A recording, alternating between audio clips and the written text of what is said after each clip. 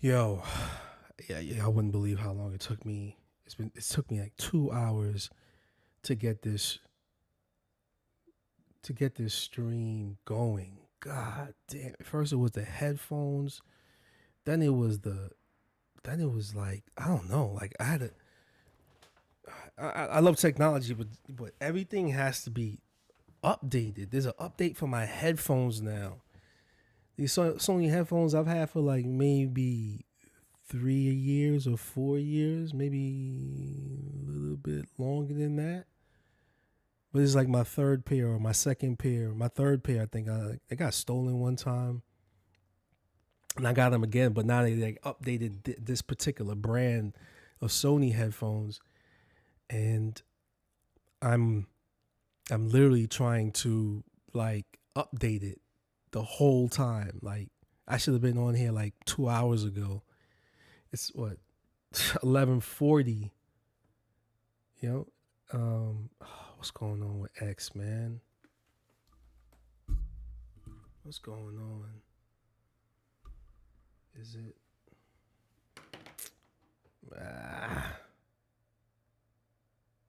X, what's going on? I'm trying to multi-stream here. Retry.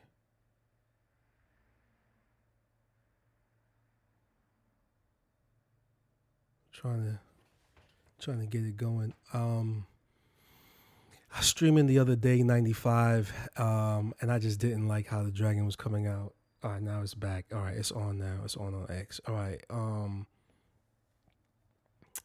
I was streaming, and you can still kind of hear my voice is kind of groggy a little bit. But I was sick, man. I was sick. I've never had a flu like this before. Hit me. I'm 45, so I'm in good health. You know what I mean? Like I'm not overweight. I should be working out more, but one thing at a time, folks.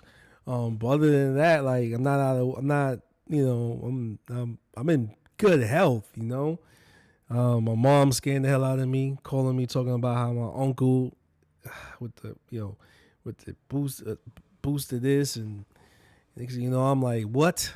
You know, and I couldn't sleep last night, and get here, and I'm trying to let me get this. I got here real early. I had everything all set up, and next thing you know, I had to update the headphones, and from the headphones to this and that, and it's just like, Jesus, help me here. All right, so we're here, folks. I'm redoing number 95. You can actually see I'm keeping it up on X. I'm on YouTube. I'm keeping it up. I'm not even gonna take that one down. I'm gonna redo it. This happens, you know, and I want to keep it as pure as possible. When it comes to situations like this, I was sniffling the whole time. You could hear me last time. It sounds like I'm a R&B singer right now, from back in the days, you know, like Barry White, you know. This if I had my voice like this all the time, sounding this sexy, best believe. But it's gonna go back some nasally, sounding like I'm Q-Tip or something. All right, that's what I was told. I sound like Q-Tip with regular voice, but this is, you know. All right, so I'm back in the studio, overhead camera this time, and I got my over the shoulder one. I got my little focus wheel. I brought it out, so now I can focus. What number am I on right now? 425. I like that. 425 is a good number. So I could do this and that with the over the shoulder, and I could, you know, check out the focus and stuff like that. So like right now, that's a good focus point. I gotta get it from it. The table shakes. It's not the camera. It's actually the table. I thought the table was way more secure, but I have to reinforce it from shaking. All right, so let's start this. Let's start number 95 all over again. I was just out of it, man. I was looking at those lines and I was like, I could, the strength out of my hands were gone. So let's start this and then we go into this. And I got a couple of questions. I got an answer pertaining to the live stream from last time. Hey, yo, X, thank you. My numbers is already good on X, man. Yo, YouTube, what's good? Every day X is pulling me over little by little. All right. So this is 100 Dragons by Andre Malcolm. That's me, folks. Published by BLOODWORK Books, a subsidiary of Analog Tattoo Arts Collective, San Jose, California. Limited edition of 1,000 copies. Copywritten in 2013. Images hand-drawn by Andre Malcolm. Designed in California. Macintosh machines by Adrian Lee and Eric Powers. Fonts in this book is modified BEBAS NEUE. Printed in China. Other BLOODWORK books. Suits made to fit. Action Reaction. Full coverage. BLOODWORK sleeves. BLOODWORK bodies. And The Path by Adrian Lee. And you get all these books and other tattoo publications from analogtattoo.com. That's ANALOGTATTOO.com.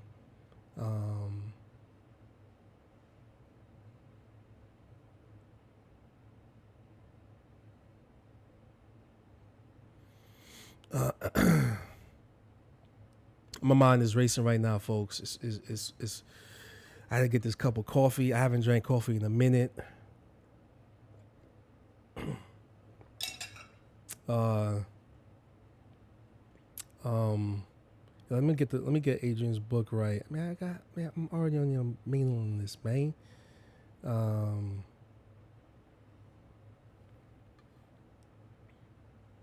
The Path, Volume 1, Corpse Light. There you go. Back piece, sleeves, renderings, beautiful cloth bound, metallic full debossing, over 280 pages, matte and gloss treatments, limited edition of 1,500 numbered copies. Go get his book, folks. Let me put that up on the screen real quick. Can I put this on the screen real quick? What if I could call that?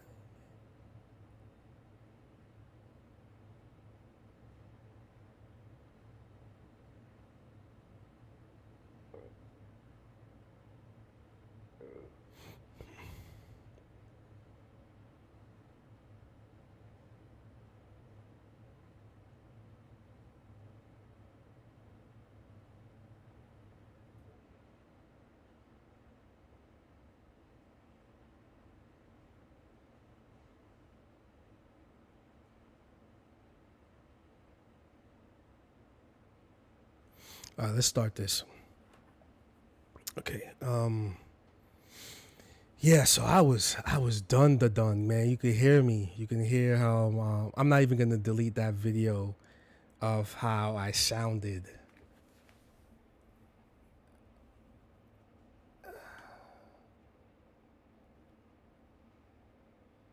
And in that previous, I was feeling better. I was feeling better. My wife is in the background. You can hear it. Don't nobody want to hear you all sniffling. I was like, I got to get this done. Ain't nobody going to do it except for me.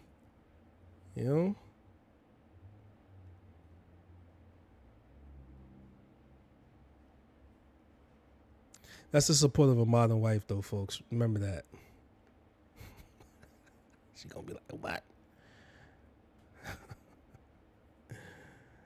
Oh, man.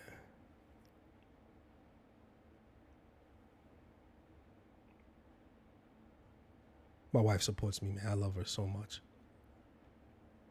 I don't think I would be where I'm at right now if it wasn't for her.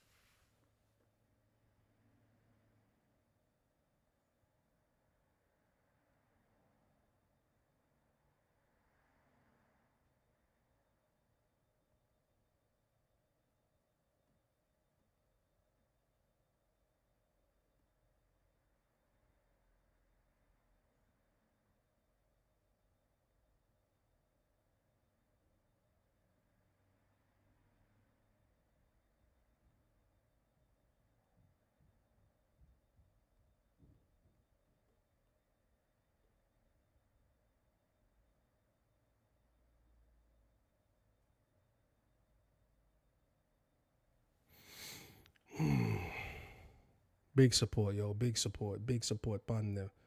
Bun them. Bun them. Bun them. Wait, make sure that I'm deleting the right one. Right? All right. All right. Not deleting the right one. I should rephrase that. Let me make sure that I am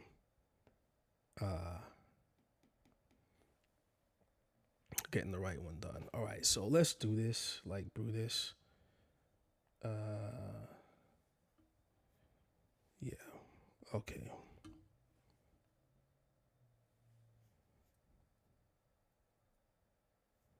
Oops. No.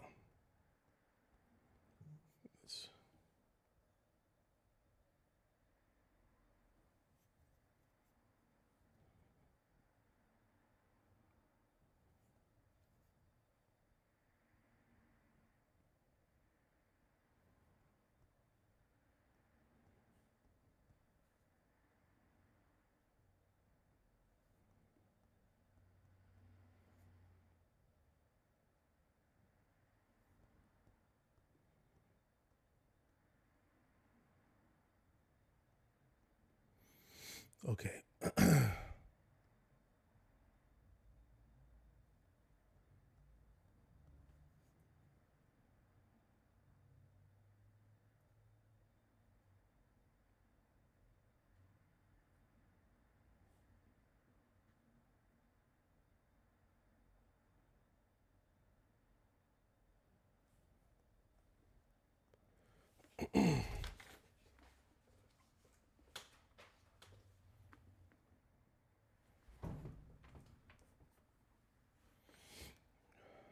One second, folks. I gotta just send this out real quick.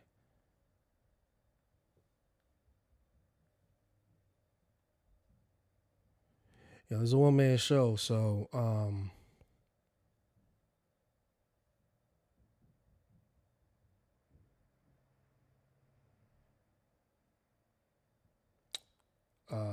longer. Sorry, I'm reading something that YouTube just sent me. You want me to do longer shorts? Yeah, but if I do that, you know.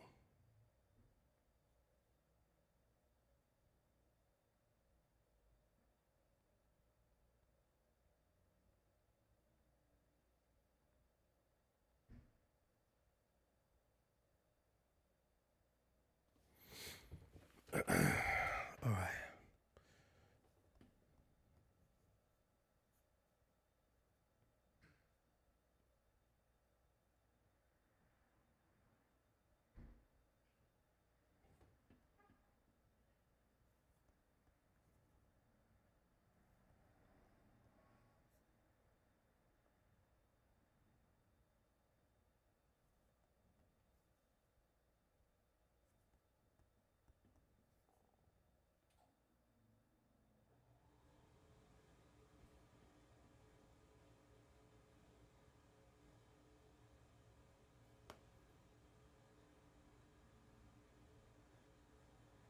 Let's answer some questions. Oh, man. There's a question that was asked to me in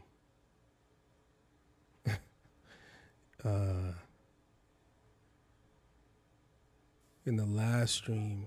Let me read it properly too.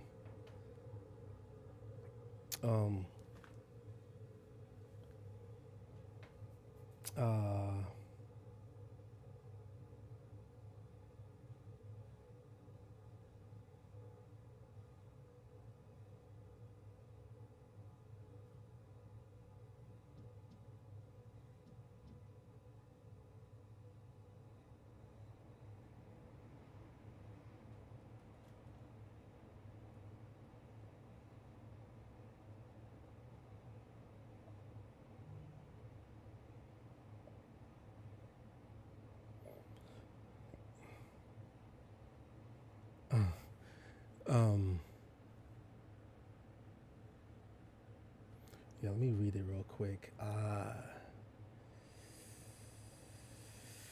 What was it? What was it?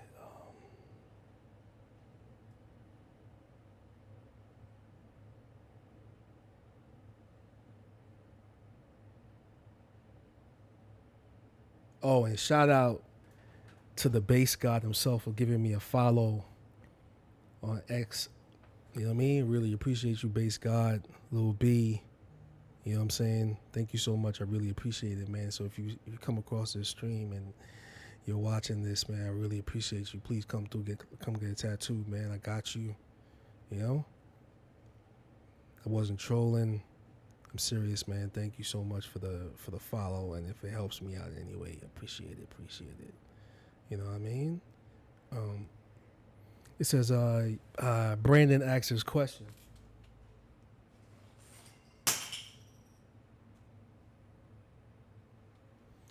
Brandon asked me a question. He was like, "You ever work in a shop with a shop snitch? Someone the owner relies on to tell them everything everyone is doing?" All right. Well, now I'm like a little bit more in sound mind, and body, and I can really answer that question. Yes and no. You know, yes and no. You know, what I do believe in, what the situation I think I was in, it goes back to, like, I remember the first time I ever heard about something like this was like, it would be considered like something that you would see at a dojo. You know, it's something that you see in a dojo, and it's always like, it's a situation that the master of the dojo, he has the younger, or he has the more seasoned pupils, like it's almost like hazing, you know. It's like almost like hazing, like the master of a dojo. Sometimes, you know, his job isn't just to be at the dojo all the time. He's always out there looking for younger talent. You know what I'm saying? Because he knows that as sooner or later, his all his students, as you would sense, if like, all right, let's say like this: if the dojo doesn't have, if the headmaster doesn't have a child, right, hasn't met a woman to pass on his skills, he usually gets an apprentice. But if he doesn't, if he has a kid, and what he does is that child learns all more if the child is really obedient, right? Really obedient. And it goes back to the test of when you watch Lone Wolf and Cub, and he goes, "Come boy, choose the ball or the sword," right? So it's a test. It's to show, you know, is the sword more appealing, right? Or is the blade more appealing? You know? And it's kind of like that. And now if he has a son and his son is more attracted to the blade, then he's like, yo, I'm going to be able to teach this child all my skills, all the things that I learned. Now, if the child isn't like that and goes for the ball, he knows, but then the child still has this thing where he's going to follow his father in the dojo. He knows he knows that his offspring is going to be limited because it's a playtime for him all the time, right? He's going to be more about his mom than actually be in the dojo and fight. So he will find a student that is the most willing to take on his teachings, but there's something that comes with it. Maybe that student is going to want to overpower him and take the dojo from him, because there's been other instances where that's happened to his children, to not his children, to other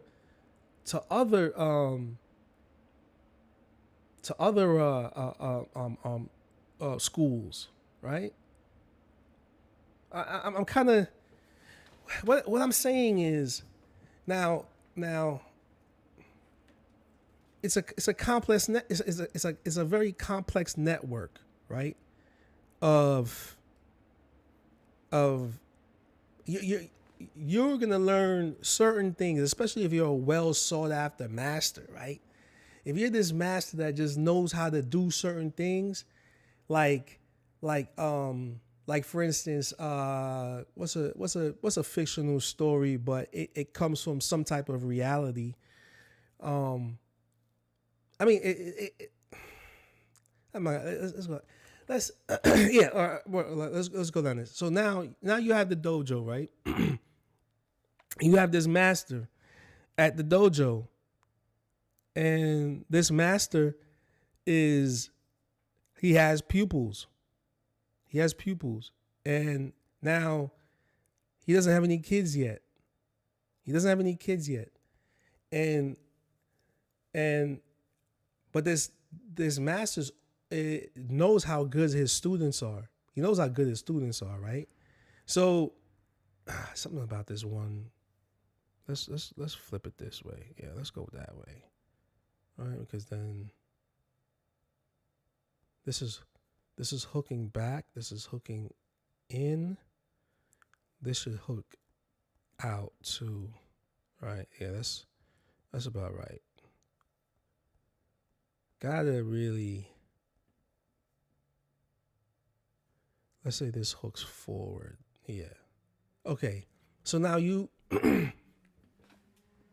now you're this master of this dojo, and you have all these different pupils, and you can see all the strengths and the weaknesses of all your students, right? But then you say to yourself, like, not every one of these kids are gonna be loyal to you, right? And the first student you put through some rigorous training. So now you have to devise a plan. The first student you put through some real rigorous training, right? You're gonna make sure that this one student you're gonna just teach to be a fucking asshole to, right?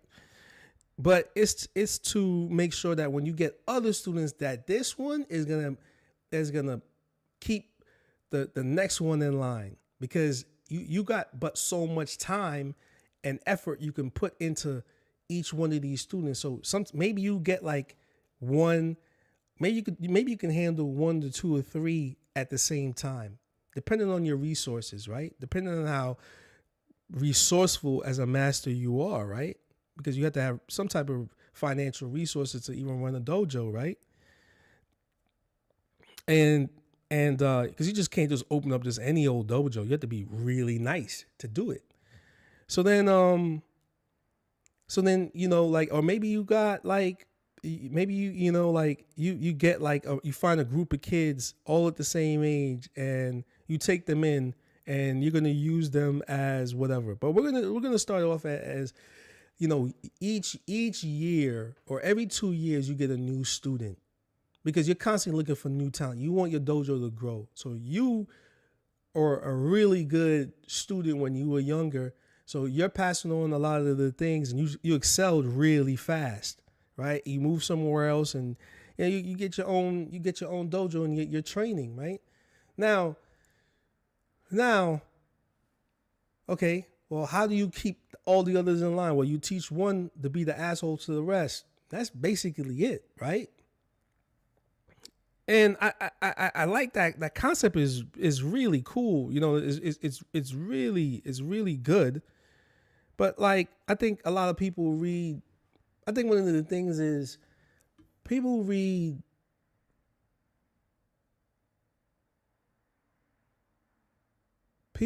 certain stories in time and think it might work in the modern time for everybody. Everybody is going to be like that.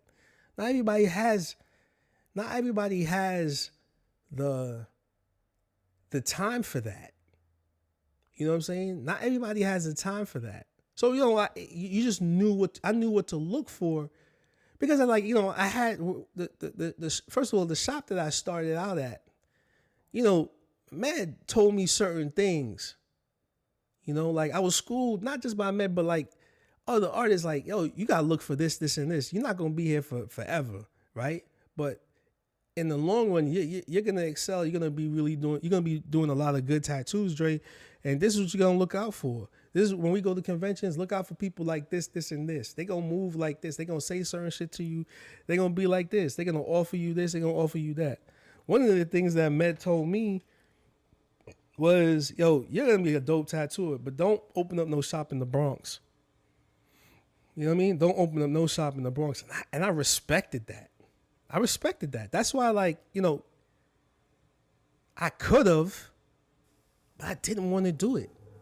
I think also because it was like I came from a graffiti background, and I'm going to answer the question. And the question was, if you're just joining in, Andre, you ever worked at a shop with a shop snitch, someone the owner relies on to tell them everything everyone is doing? Okay. Now, what I was saying, I was coming from a story of a samurai background or a dojo background, or, you know, some type of samurai school, some type of martial arts school, and I can tell, like, how certain shops are, right? I could tell just by there's always going to be one artist that's going to say some shit to, like, wrangle you in to make sure that you move and act a certain way. All right, cool. I get that. You know, don't step on toes. Don't try to snake anybody's clients. I learned that from Tufsy. You ain't got to tell me that. You know what I mean? I don't go after anybody's clients. It's unless, like, the artist says, oh, you should get tattooed by Dre. You know what I mean? It's like that. It's like that. And I will and I really, really respect that kind of camaraderie, because, like, I'm like the same way too. I'm like, if somebody says, hey Dre, you know anybody that does photorealism? I'm like, oh yeah, I could do it, but go to this artist right here. They're really good at it. You know what I mean? Like, even though I might not show it, I've done it before. I've done portraits, but there's some people that want, like, photorealism type work, and I'll mention, oh, go to this person, they work at this shop, or go to this person because they work at this shop, or, like, so forth and so on, right? Now, let's answer that question. The question was, Andre, you ever work at a shop with a shop snitch, and they do the bidding of the art of the owner when the owner is not there? See, I've been in a situation where there's a certain person in the shop, and they will do and say certain shit into whatever, right? But some of those people ain't really honest. Like, what did they say? Well, all right, that's that person's perspective, right? Is that person's perspective the overall perspective, right? Like, how trustworthy is that person? Like, does he or she have any prejudice, right? Do they have any kind of prejudice to a person that look like me? Maybe that person doesn't even want me there, and they'll lie and say, oh yeah, well, Dre did this, and which has happened before, right? And I've encountered those type of people, and yeah, it's like that. It's like that, yeah. I've been in those situations, and it sucks. It sucks to be lied on, because that person they're threatened by you because you've accomplished something that they haven't done fast enough. Right? It's something that, like, I got responsibilities. I'm here to work. Like, it's one of the things I learned in graffiti. In graffiti, you work as a team. You can't rat out your own crew member. You can't. You know what I'm saying? Like, it's a different style of honor. You don't talk shit behind someone's back that you can't say to their face. Right? Well, yeah, what you're saying to me, can you say to that person's face? You know what I'm saying? Like, and so like, I come from like a before tattooing, it was graffiti, and even that I wasn't like doing big productions. It's just a crew thing, right? Like, if it was my friends I'm playing video games with, all the shit talking was during the video game. But it was never something that like, it wasn't something like, oh, well, yeah, you wasn't there and I'm gonna talk shit. And when you catch somebody else doing that, you say, oh, no, we don't do that here. We don't do that here, yo. If it was somebody new coming in, you say, nah, we don't do that. If you're going to talk about that person, make sure that you can say that in front of their face when they're here. You know what I mean? And that was the law of the land, right? I might have made a joke, but it's not maliciously. You make a joke when they're not there, but you can make that same joke when they're there. That's the thing. Right? So, yeah, I mean,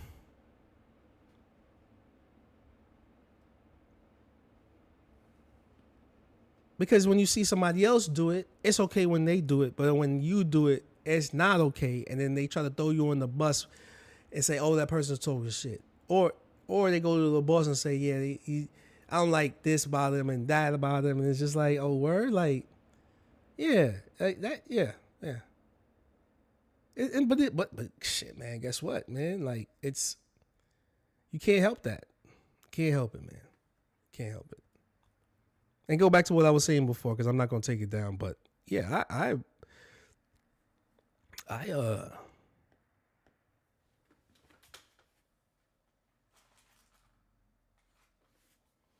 encountered stuff like that, and I just, it's like that in any workplace, really. That's another thing too. It's like one of the reasons why I got out of like that 9 to 5 kind of like lifestyle, because that was just rampant. Like throw your workmate under the bus for that promotion, right? I remember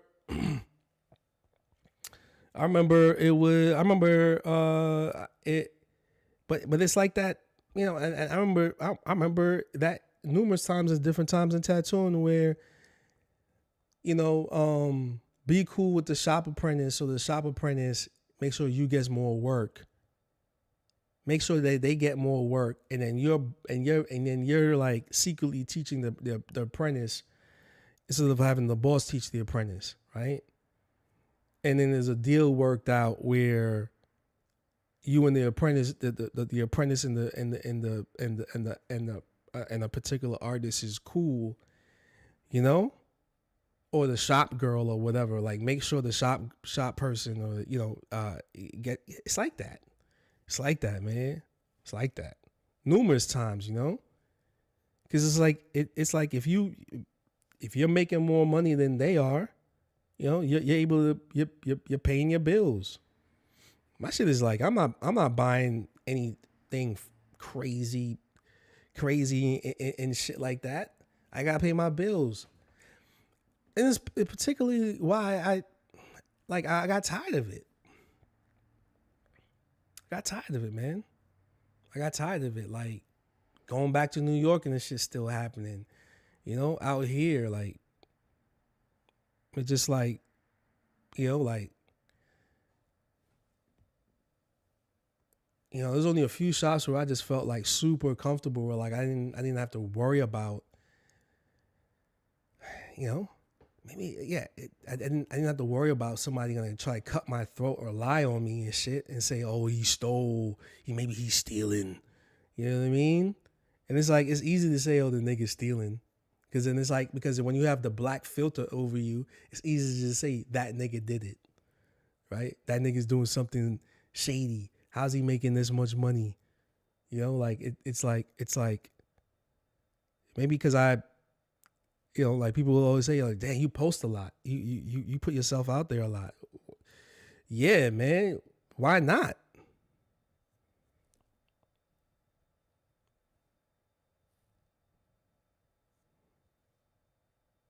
I don't have that. I don't have that. I don't have that. I don't have the luxury of not posting. You know, there's some dudes that just don't post. They don't need to post. Can you imagine not having to post? Your name is just so far out there, you just don't have to post. You're gonna be just busy off of just like what? Like so what? You know? That's ill. I wish I had that. I wish I had. I wish I didn't have to guest spot.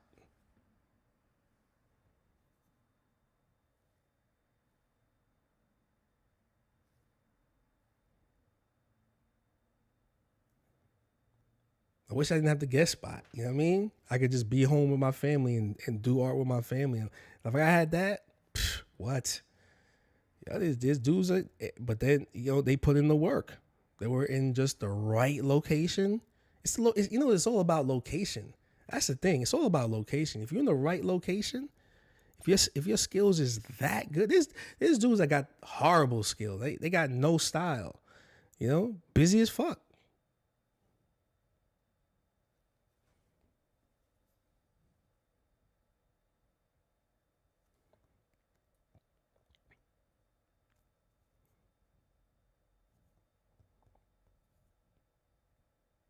Busy as fuck.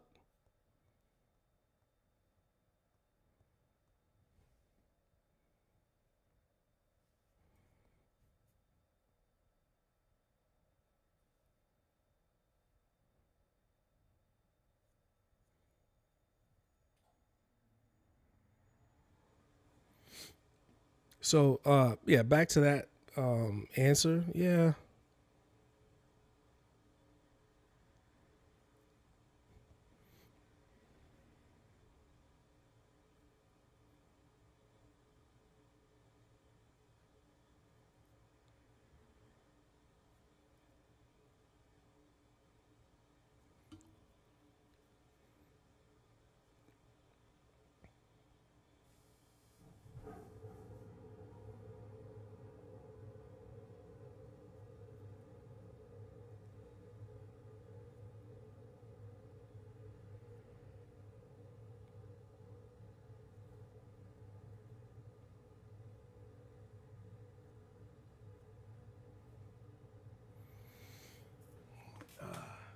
How did you deal? How did you deal with the? Well, you know, a lot of times a lot of times I left, man. Sometimes I worked at a lot of shops, man. I worked at a lot of shops, and you know, I started in tattooing when um, there wasn't that many black dudes tattooing. You know, there wasn't that many. There wasn't. It was maybe like a handful. Social media wasn't really popping like that, so you know, um,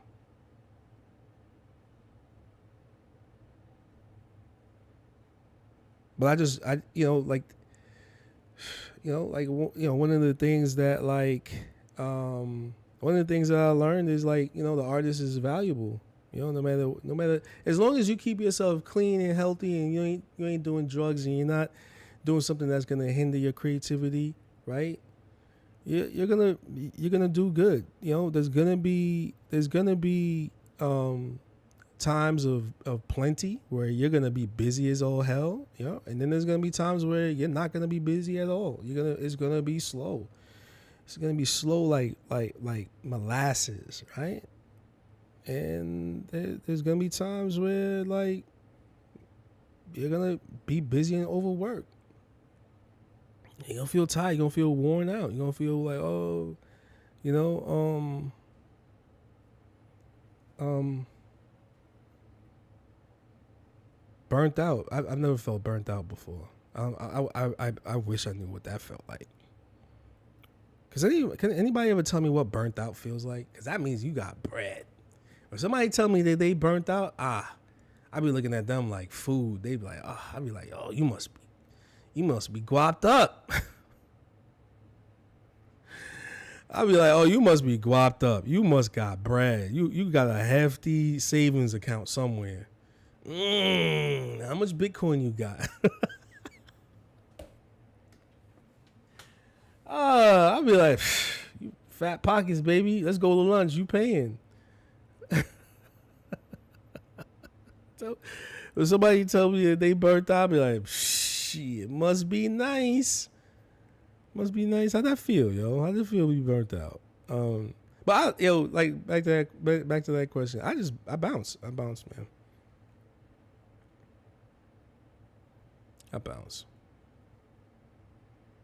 It's better for me to leave and let the shit talking stay where it is, and then I figure out another place to work.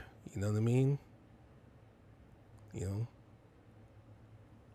In the other, stream, I said my name is my name. You know, and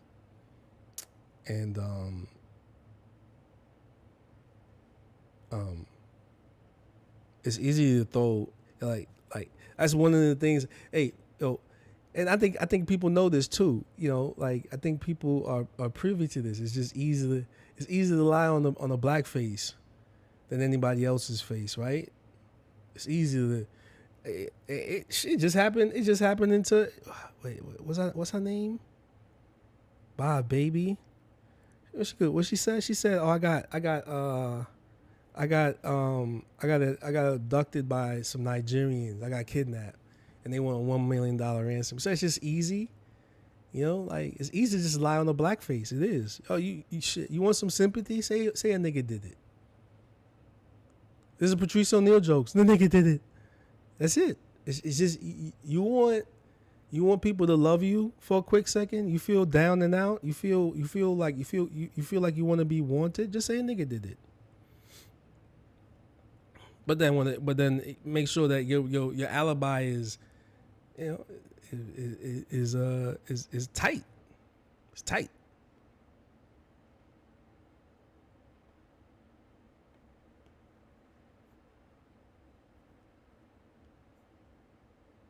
Make sure you ain't got no holes in your story or nothing, because the backlash from that is horrible, right?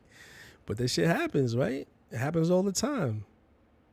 Just happened like 2 days ago. Shorty said, "Yo, I got abducted by some Nigerians." She ain't say, "Yo, some Swiss dudes abducted me" or whatever. But she knows her worth as a white girl, pretty little white girl, right? Not appealing to like guys her kind, because they probably like, you wash, you take whatever. But it's easy to lie on a nigga because it's the black. I call it the black filter. It's the the only way you're gonna not get shitted on is if you're an athlete.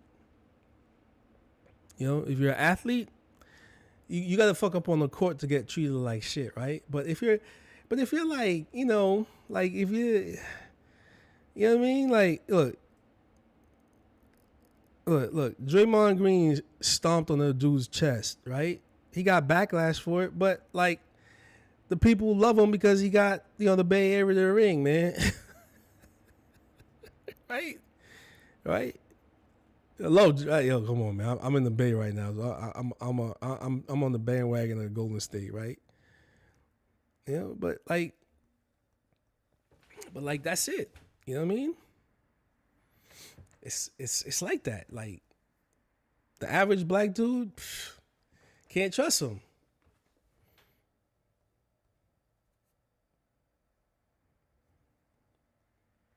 And in a way, no matter where I go, that's the reality for me. That's what I live by. Like shit, somebody here had to get out to get me. I don't know who it is. somebody here out to get me. I don't know who it is, but watch your back, Dre. And that's always gonna be like that.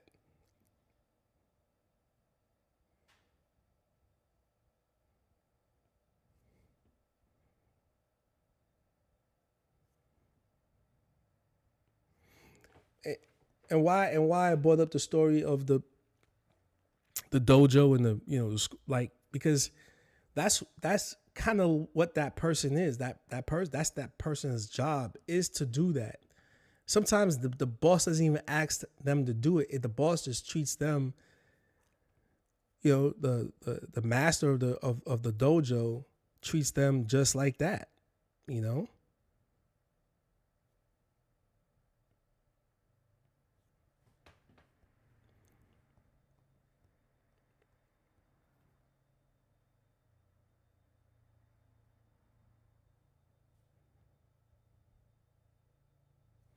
You know, oh, new student coming in, treat him like crap. Make sure he really wants it. I think the thing is with me is I didn't have time for that. Like, I just didn't have time for it, you know, because like I got responsibilities, man. I got at that, you know, like, if it wasn't, you know, at one point in my life, it was like, I gotta make sure my mom's is right.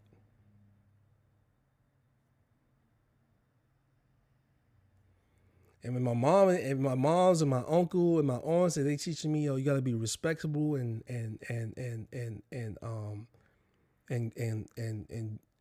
genuine. You know, don't lie about this. Don't, you know, be straight up. It's hard for me to not explain myself. It's just part of my shyness, right? But some people ain't trying to hear that. That's an excuse for them. You know what I'm saying? But that's just me. That's how I am. I'm an only child. Like, hey, you know, like, things I'm taught or I had to learn on my own to survive. Oh, that shit carries with me to this day. Some people just don't want to hear that. They in their own. They got their own shit to worry about. They've been raised with a different set of rules. Yo, you gotta respect that, right? I've come to realize, I don't like how this look right here. I don't like how that looks. I don't know.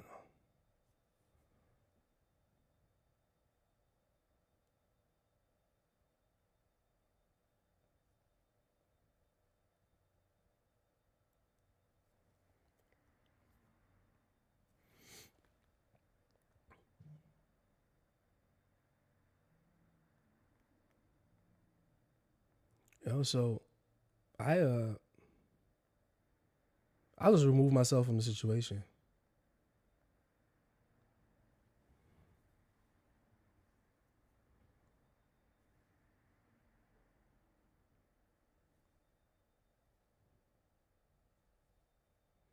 You know, I'll remove myself from the situation to make the more keep that. You know, I'd rather be like, hey, you know what, y'all could keep that kind of.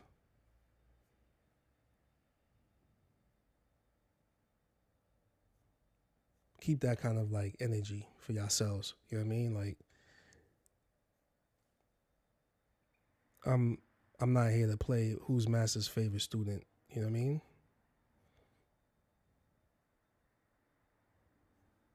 That's a lot of it's a lot of work. It's a lot of work, man. It's a lot of work to say who master loves more. It's a lot of work.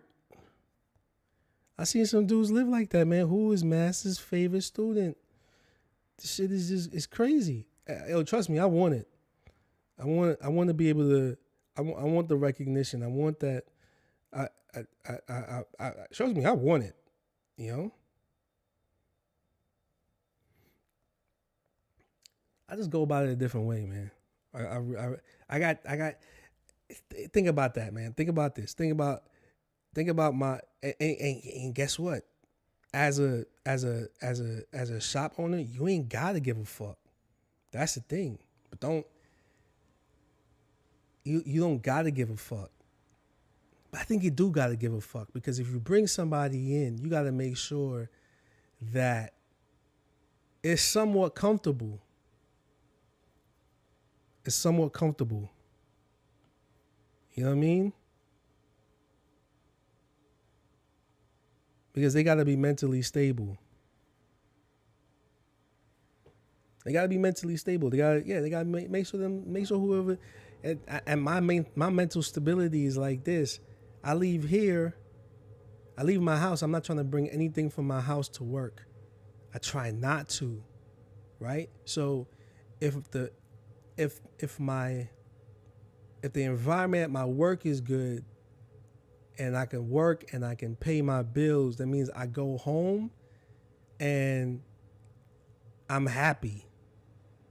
And then my wife is happy, and then my kids are happy, and I can play with my kids. I can do all these different things. I can raise them to be productive people of society. But if the people that I work with ain't mentally there, and they got a chip on their shoulder, and they find fault with me because they just want to find fault with me, guess what? I could just remove myself. I could just be like, yo, I'm out. I'm out. Cause I can't bring none of this fuckwad, right? Because how much do you trust that dude that you're gonna use as an informant? You think he give a fuck about what goes on in my house? No, right? He don't want me there. So he's looking for a reason to say whatever and do whatever. All right, cool. Was it the plan to hire me just to mentally? Because trust me, man, like that shit ain't gonna work.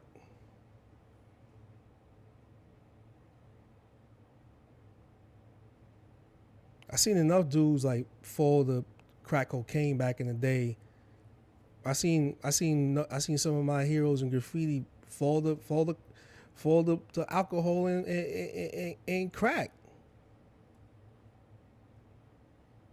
And I listened to the stories of what they told me about blase blah, so and so.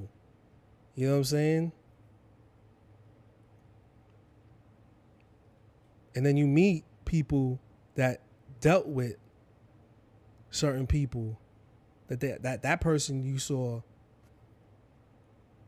almost say the same story.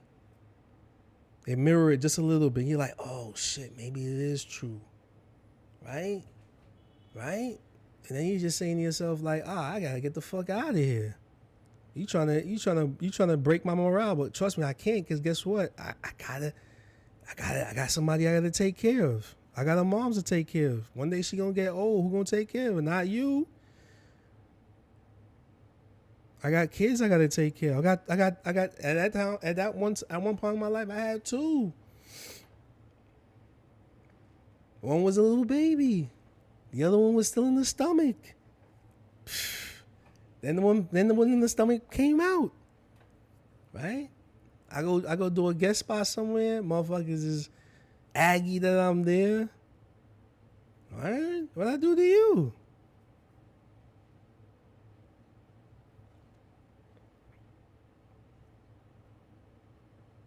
You somebody mad at you because you tattooed one of their clients? Like I didn't ask your client. I didn't know you had I was supposed to ask your permission. Like the person said didn't feel comfortable going back to you. Like, what do you want me? What you want me to call you up and be like, hey yo, so and so wants me to tattoo them, bro? I don't even have your number.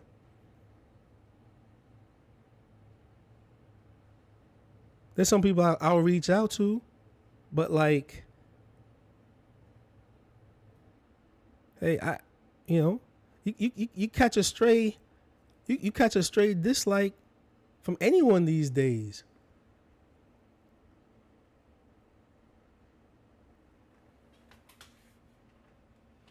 You catch a stray dislike from anyone these days. What you gonna do? I'm gonna do, huh?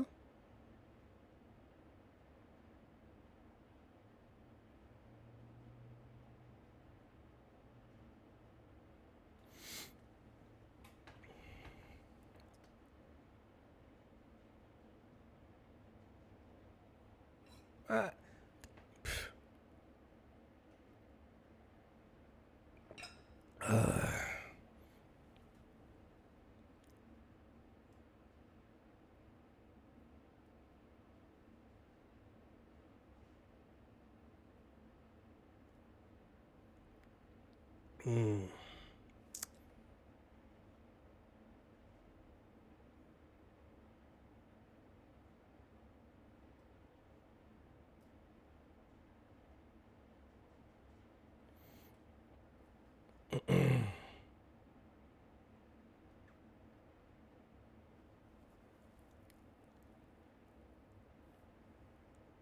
Home's landlord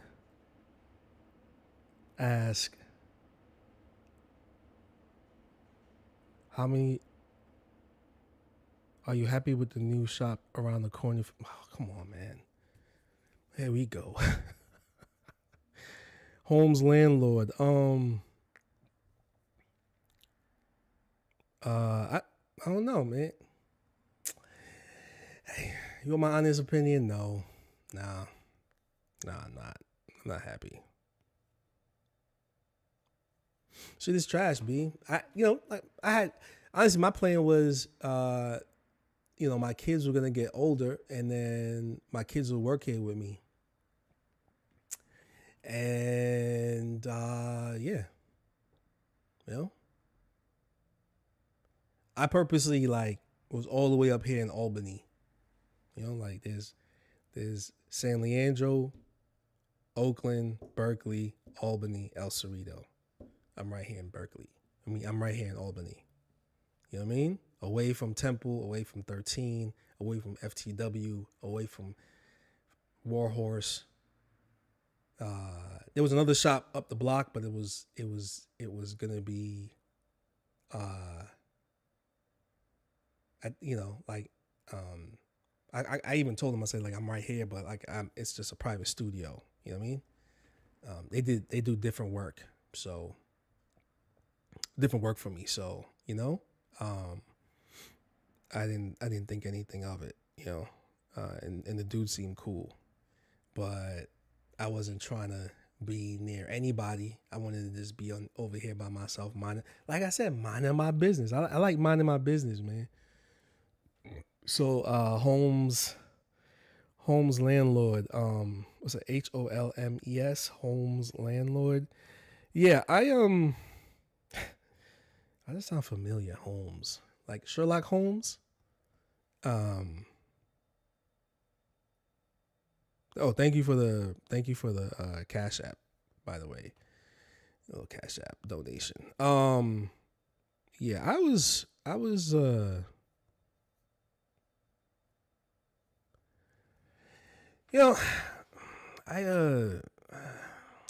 I think it's trash, my nigga. Sorry, I'm trash. It's a trash move, bro.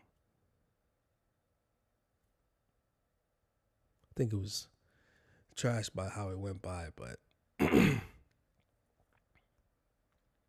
that's just me, man. What am I gonna do, man? I'm black, dude. You know what I'm saying? I'm black. What you gonna do?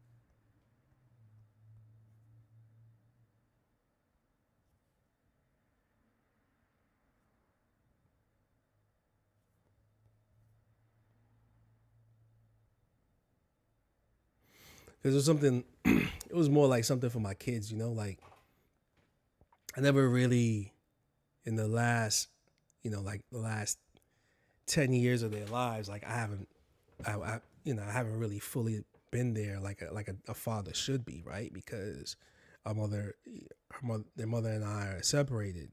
So this would have been like, my kids work here with me. they don't really have to, all they're gonna do is be part of this community, And so it was like that's something that like I wanted to work with. I wanted to have.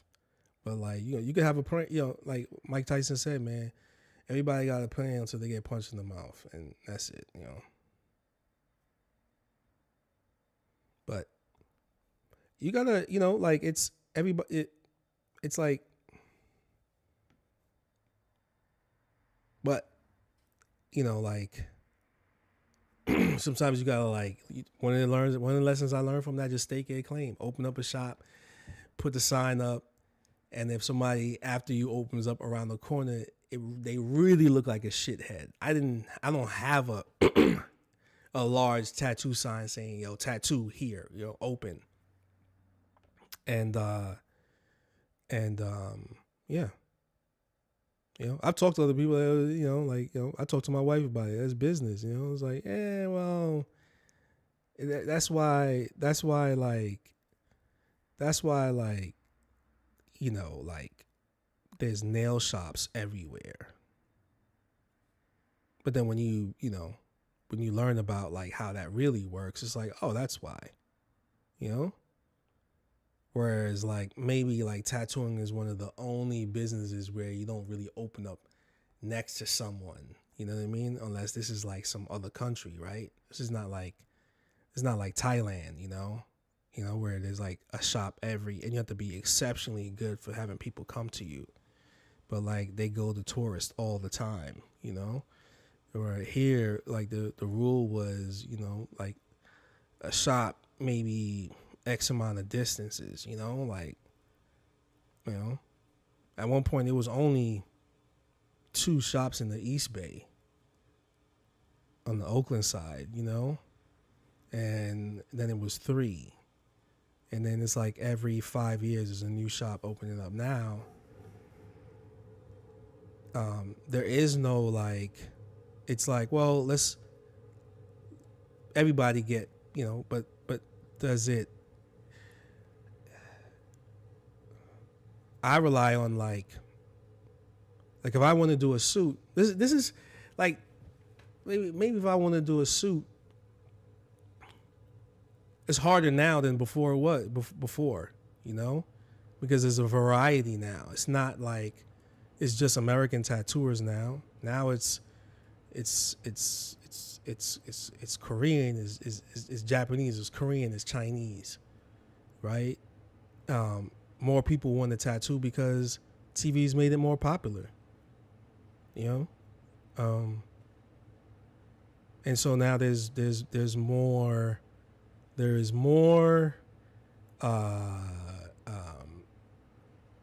options,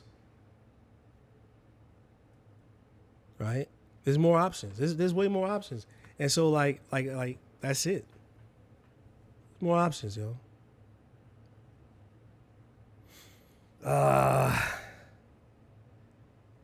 Holmes landlord asked, has it changed? Yeah, it has. It's affected my business. I've had like 4 or 5 different people come to me after getting tattooed from around the corner and say, hey, yo, I got this from around the corner. And it's like, oh, why didn't you just come to me in the first place? You knew I was here. I've been here longer than they have. Some people might sound like I'm complaining or playing the victim, but like I was here first, right? But like, what do you do?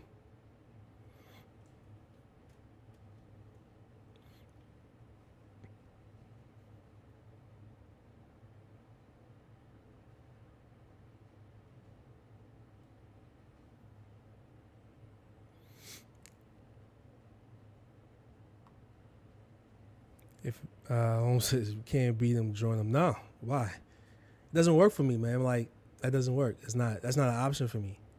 Why don't they come work here? Why do I have to work there? Why don't they come work here? Right?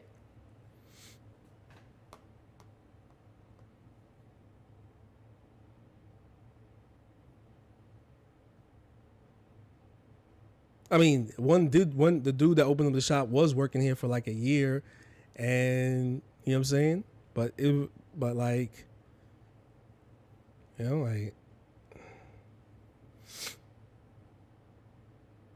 and then decided to open the shop right around the corner. So like, it's. Don't ask me why, bro. Like, I don't know. I don't know why. You know.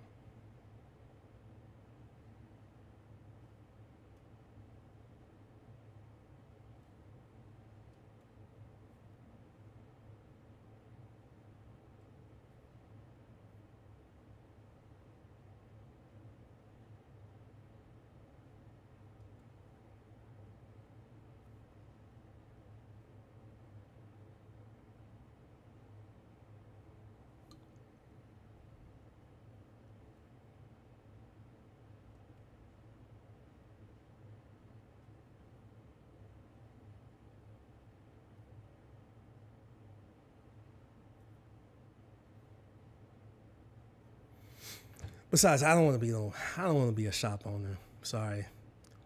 If it ain't my kids, I'll just do it by myself. I'm not. I'm not. I respect.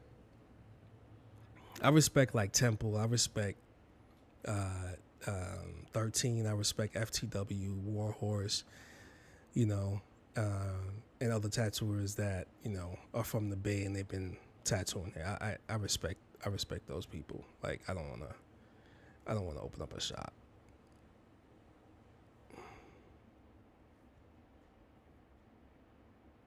I rather just do a private studio and just tough it out. You know, not even tough it out, but just work on the larger pieces that I work on here because it's just it's honestly it's just better that way. I set it up. The way I work is meant for this. Like it's a back piece. It's a sleeve. This person's gonna walk around naked. I'm like, yo, put the cock sock on. And just walk around real quick. Let me just see how this. Because then I'm gonna be drawing. Like I gotta do stuff that like if the average person walks through the door and sees somebody butt naked, they're gonna get freaked out. You know what I'm saying? They might be uncomfortable seeing some random naked person there, right? I don't have time to comfort somebody every time they walk through the door and they see somebody naked. That's just more work, right? Whereas like I tattoo maybe 2 people a day, 2 to 3 people a day, the most, 3 people a day, and they get to be comfortable, they get to be relaxed. You know, they could do whatever they want, They can whatever they want to do. Want to watch a movie while you get tattooed? You want to do this? You want to do that? Yeah, fine, cool. But I'm not trying to. There's enough walk-in shops. You know what I mean? There's enough of that. You know.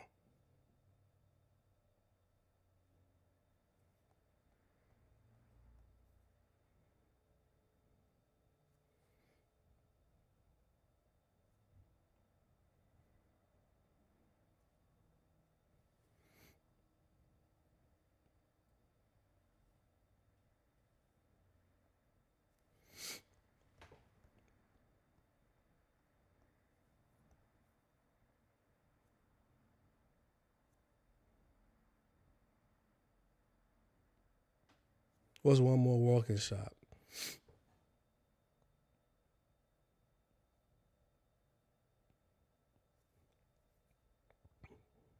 You know, it takes what you know. What, the more shops, the more watered down the beer is. You know what I'm saying? The more shops that pop up like that, it's just the beer gets a little bit more watered down, right?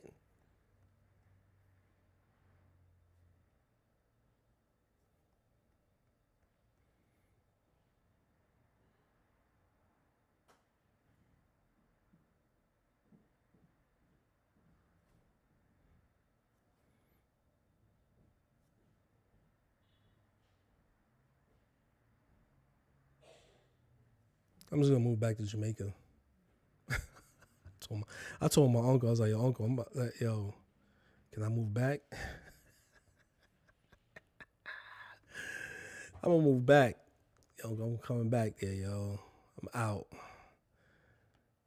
I can't do it here. He just started laughing. He said, "You been saying that?" I was like, "Yo, Uncle, man, it's not happening for me, man."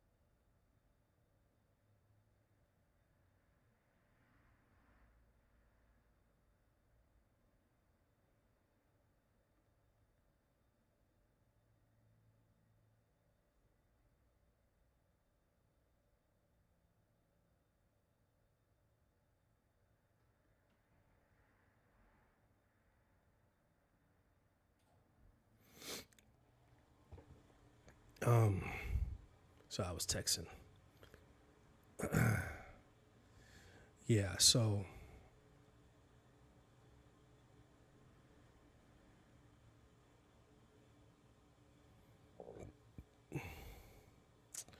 I feel like wait, are you a tattooer? Are you a tattooer, Holmes? Landlord? I think you are.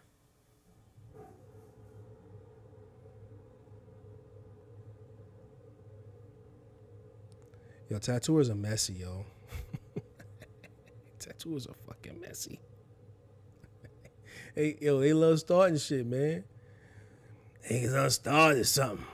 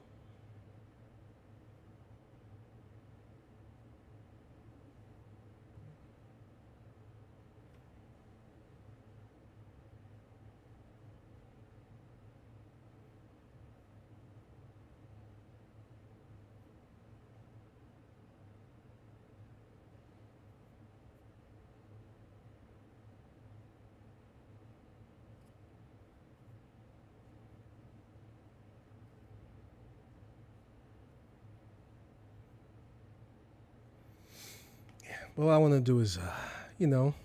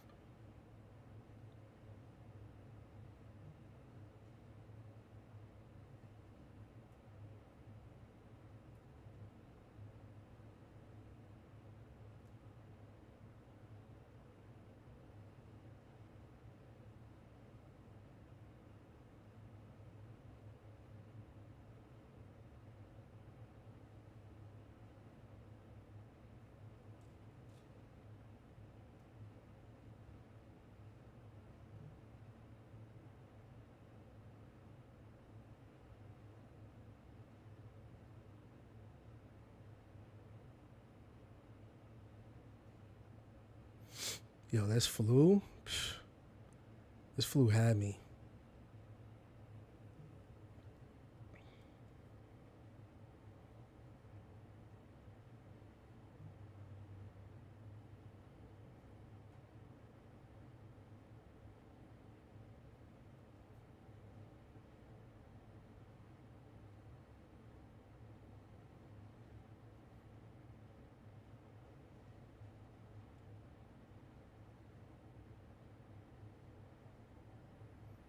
That hand look right? No, it doesn't, right? Hand doesn't look right. Well, I can fix that. I can fix you. I can fix it. Yo, one of my favorite pages is and this is I remember finding out about this page like years ago, man. But it was Mugshot Shorty. Mine was Mug Shorties. But like the guys in the, it'll be like she's relatively cute. Oh, I can fix her. Now it's a running joke, but like, yo, guys, man, guys are stupid, yo. Oh man, that joint is funny.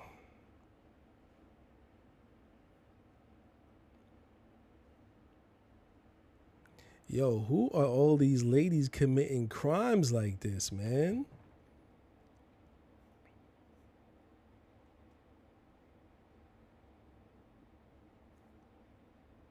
There we go. That's what I'm talking about. See? There we go.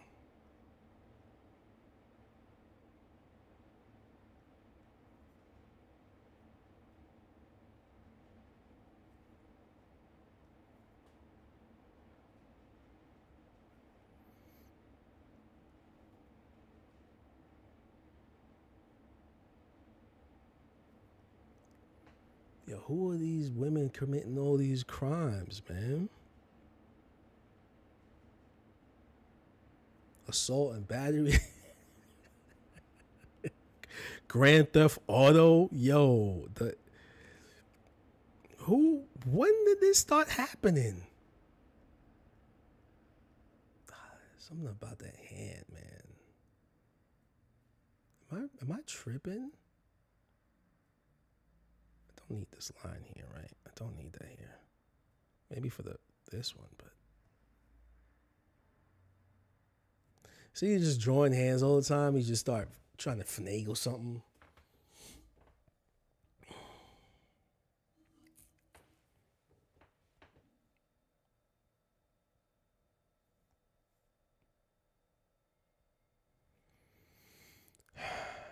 I made the arm a little thicker. Yeah.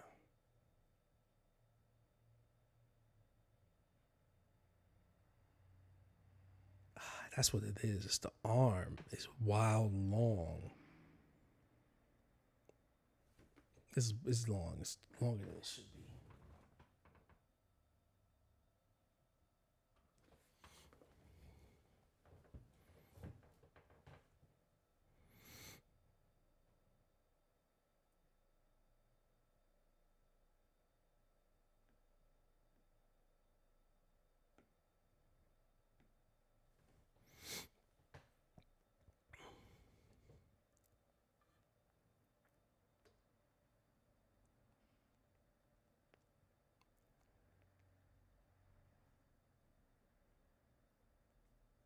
Home's landlord. Yeah, I did. I opened up a shop, but the thing is, like,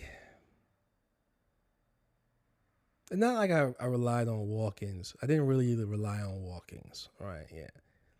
I did open up a shop on the guys down the block. Yeah, okay. That's true. That's very true. But yeah, and I know it's not the same kind of work. You're right. You're right on that. But, you know, the thing is, it's like, yeah,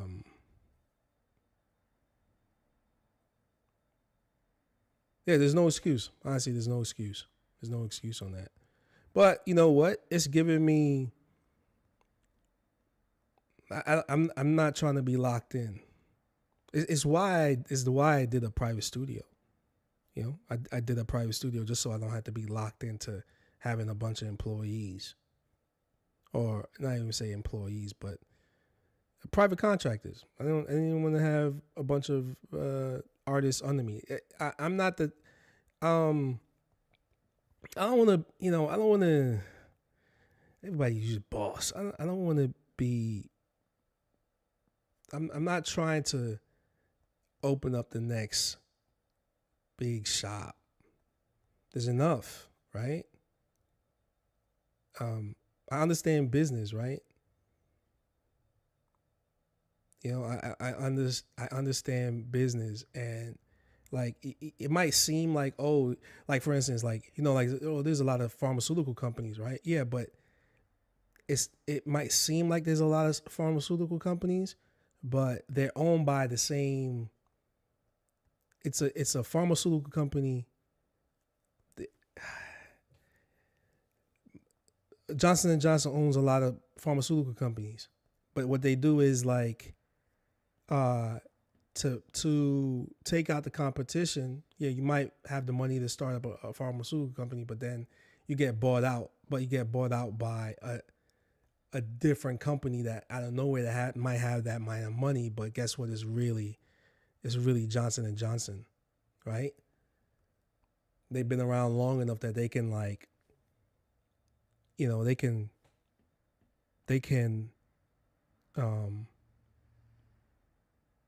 front like another company, right? But you see, tattooing is like a different thing.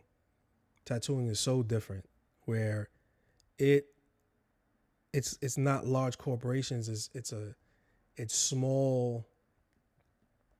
It's small. It's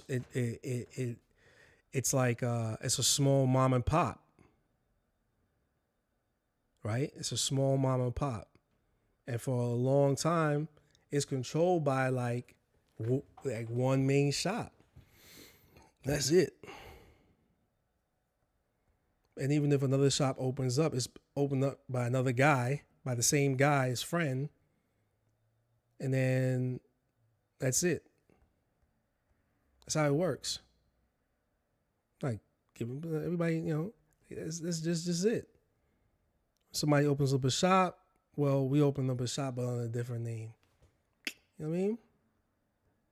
Home's landlord. I'm not trying to. I'm not trying to. I'm not trying to.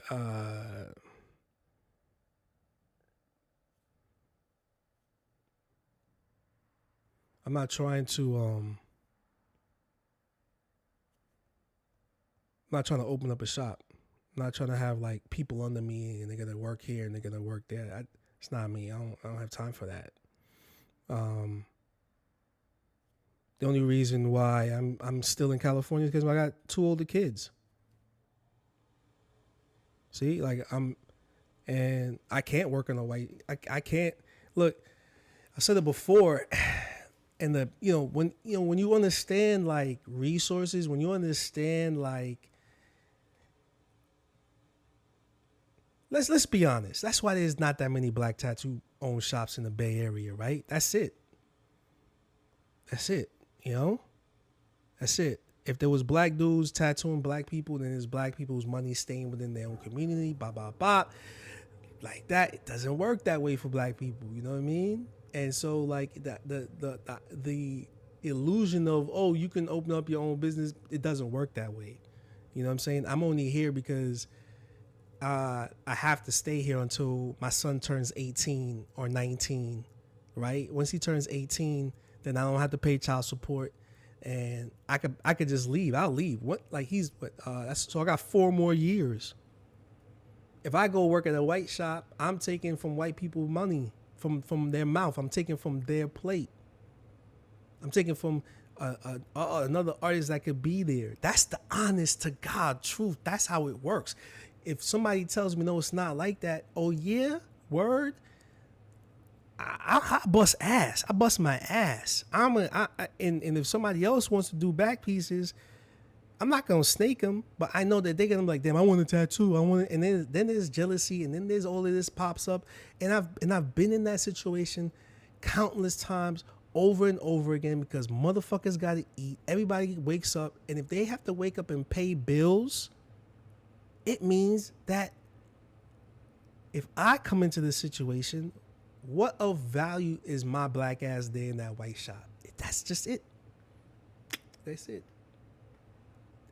It's better for white folks to just work with white folks, and then there's no hostility. They can have hostility within themselves. I see motherfuckers talk shit about each other all the fucking time and snake each other and fuck their girls and do all that shit. I just don't got time for all that shit, man. I don't want to get caught up in it. It's probably the only other shop I'll probably work at is Seventh Son. That's the only shop I'll work at.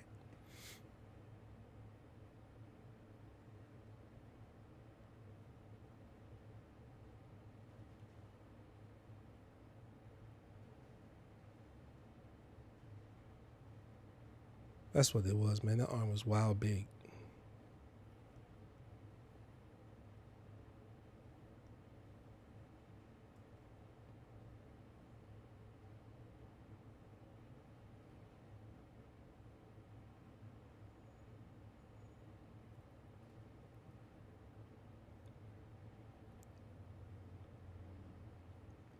How's that?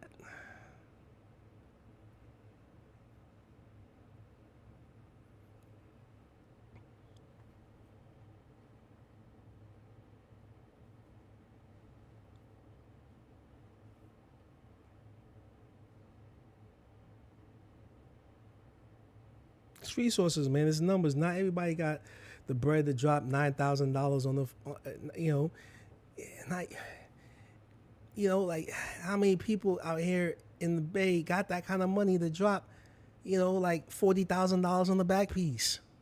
Not that many, and that's gonna go to the boss first. It's gonna go to the owner first, and then it trickles down. And my lifestyle is wild expensive. I gotta pay for this. I gotta pay for that. I gotta pay for that. It's better for me to just be where I'm at and be out of everybody's hair, because, you know what I mean? That's just it. I've done the math over and over and over and over again, yo. It's just, you know what I mean? It's just that's how it is. That's how it is, man. That's how it is. Like, and I don't expect that shit to change. I keep it like that, because that's just the nature of the beast.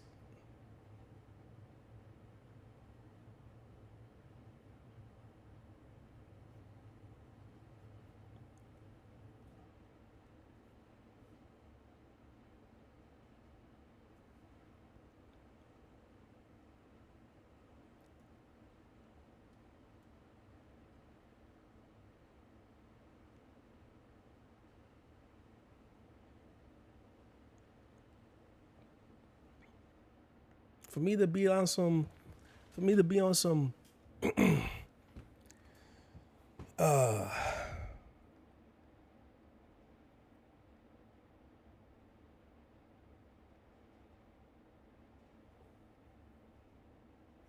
fully functioning artist,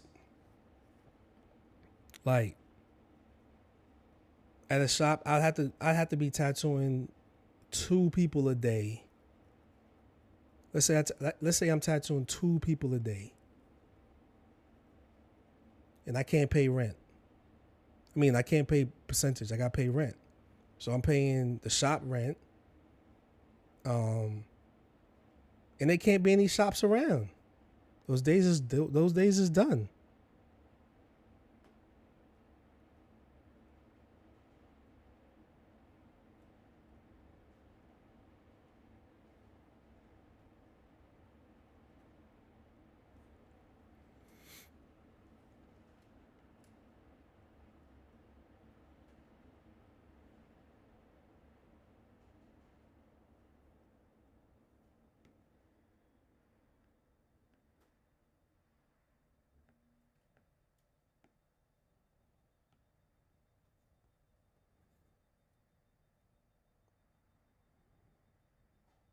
Which I see happening. If this year don't pick up, bet you're gonna see tattoo shops burning, boy. Watch. You're gonna start seeing shit just burning down.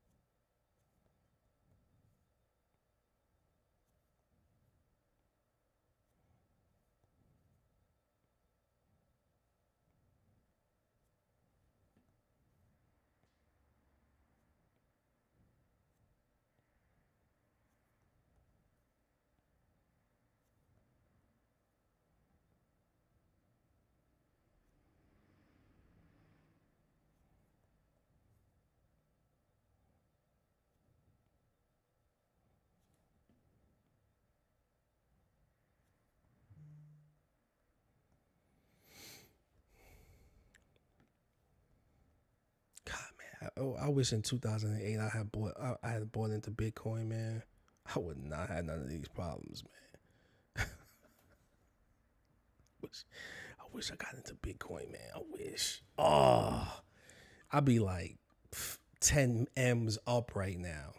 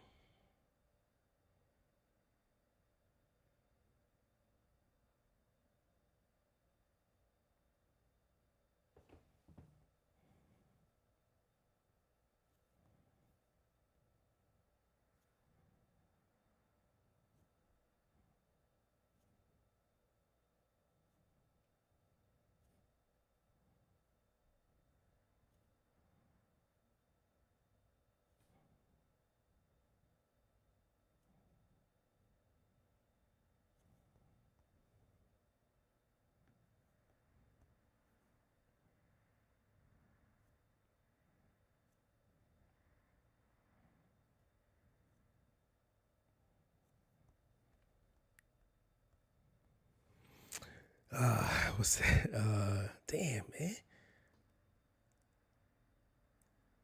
Home's landlord. Damn, I never thought about that. Yeah, man. Look, I was, yeah. The days of, you think also, the dollar isn't what it used to be, folks. You know why? You know, trade and shit's not what it used to be. You know? So of course, there's a lot of people here. There's a lot of this, a lot of that. Is the money, is the dollar being traded like it used to? That's also affecting everybody's money here too. You know, follow the economy. You know, they're not.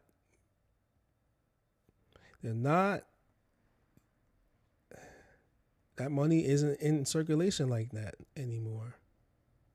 You know. You know.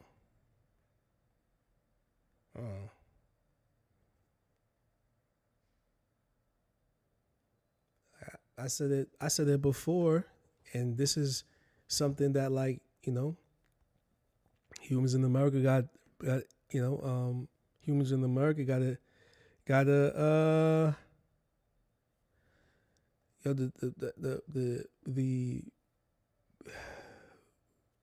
the democracy that, like, that was being put out there, that America always used to say in their speeches, all these presidents, democracy this, democracy that, right? Yo, your enemies were paying attention to that. That shit's affecting your dollar right now. You think killing people and lynching people and shooting people in their cars, you didn't think that shit wasn't being watched in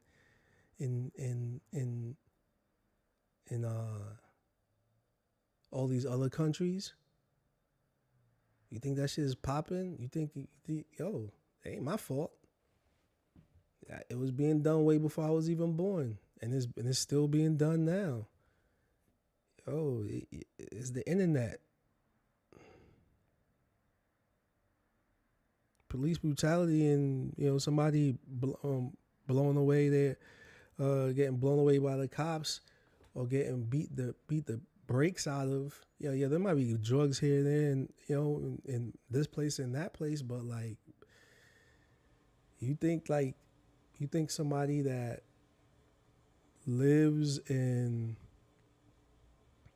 the rest of the world is different from America.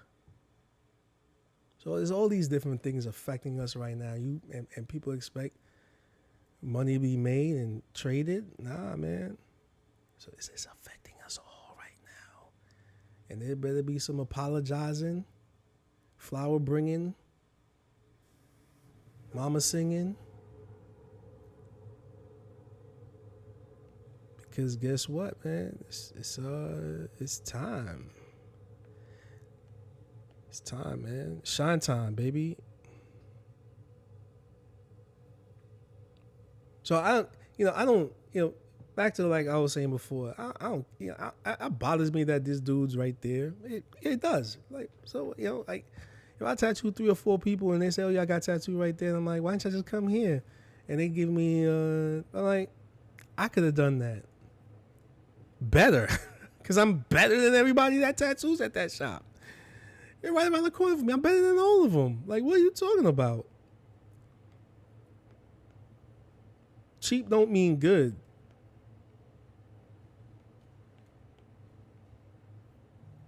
Right?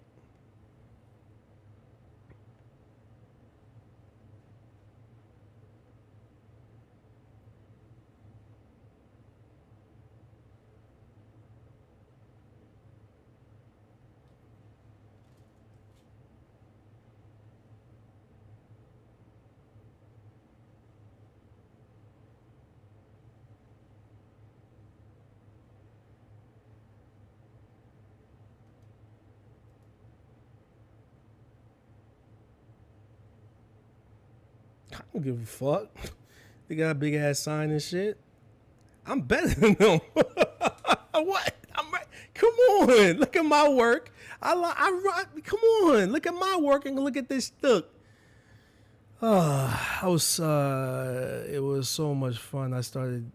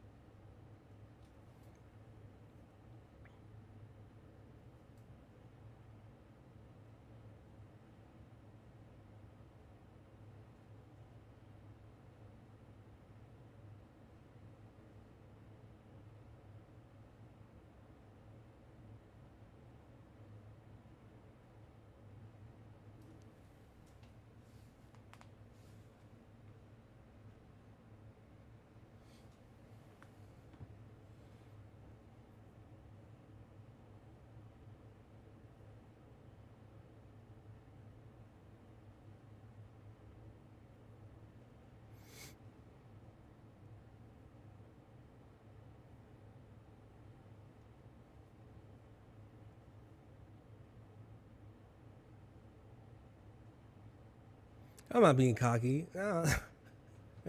Don't think I'm being cocky, man. Don't. I'm just, you gotta know when you're better, right? If you're a tattooer, you know you're better than most. You know what I mean? I know I am. I'm better than everybody in that shop. Come on. They're right around the corner for me. Like what?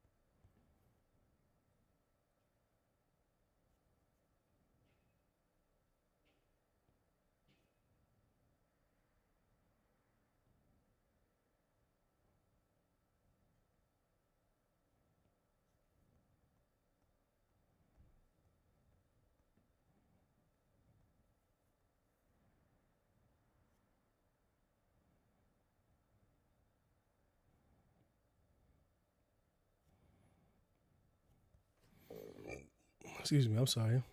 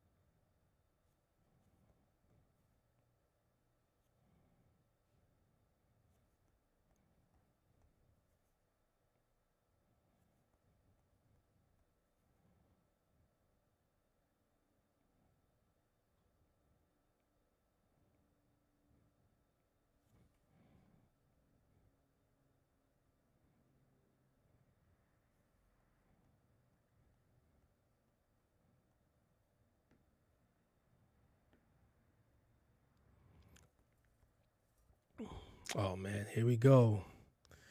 This guy's got some you got some knowledge in this, huh? Who are you, bro? Gotta be a tattooer. Home's landlord. Yeah, tattooer. He knows some shit.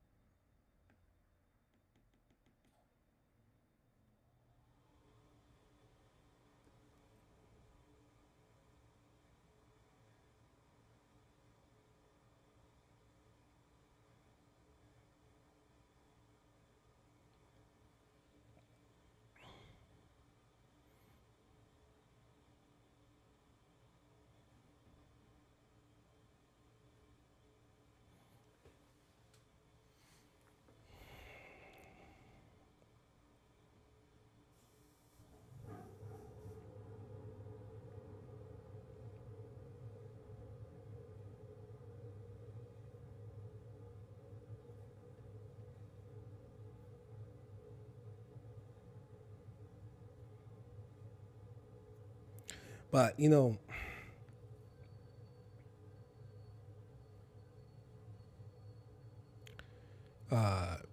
I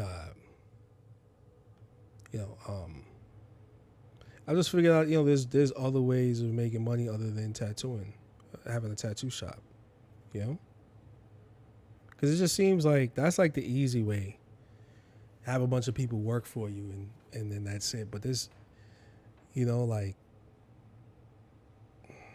you know, there's other ways of doing it.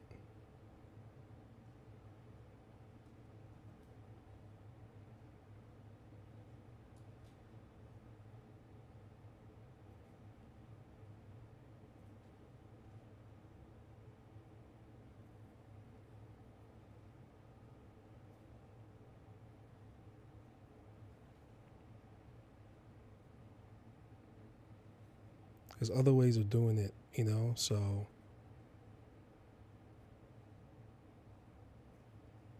it's just you know, getting familiar with just a different industry, you know, and then that's it.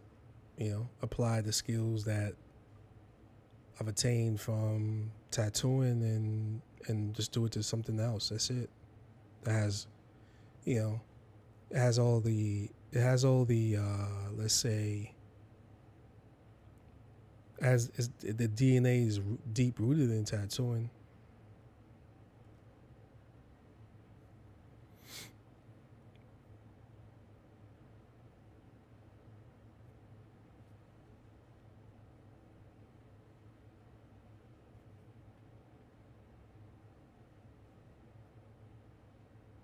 I think that's the harder part, is figuring out what to do, right?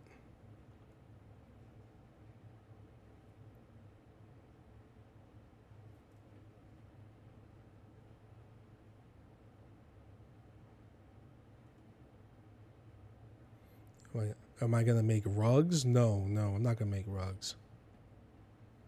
Everybody, it's all right. Pottery? No. I mean, I've done a pottery piece. I just haven't put it out yet.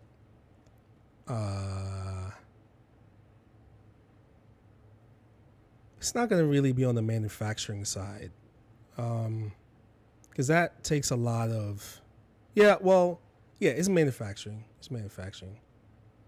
Putting out books, yeah.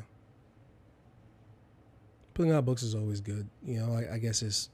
The literature side is always good. There's always going to be newer tattooers, right? There's always going to be. I look at it like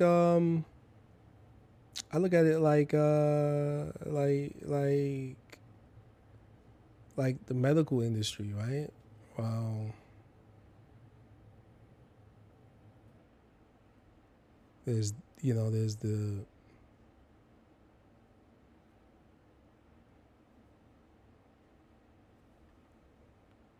Hey, yo, hit that real quick. Going back to the old me, man. Shit that used to just make me happy.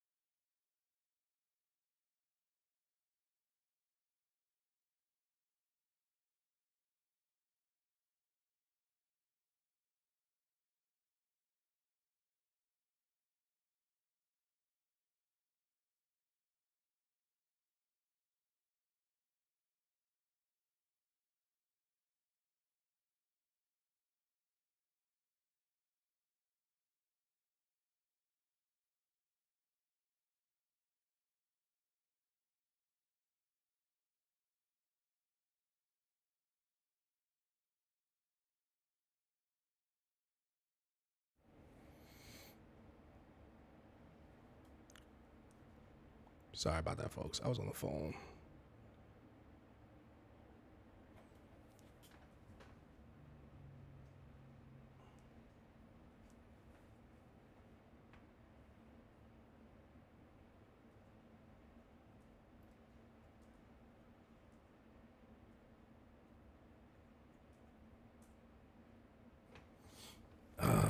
Hey, yo.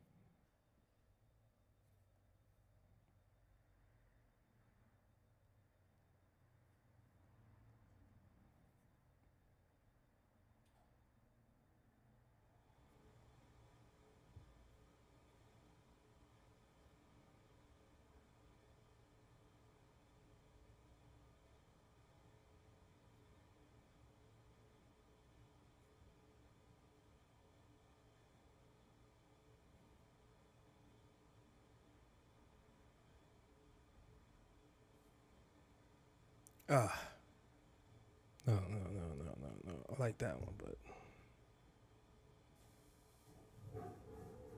this claw right here, like, oh, you look wonky.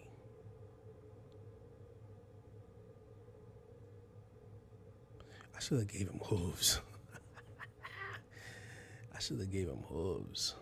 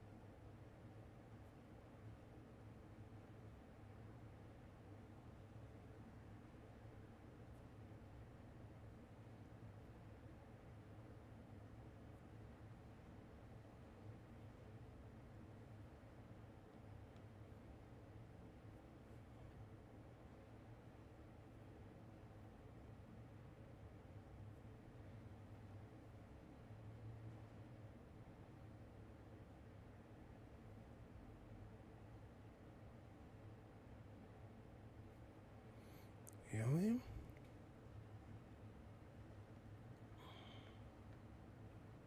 There we go. That's better. Kinda. Yeah, that's good. That's good. That's good.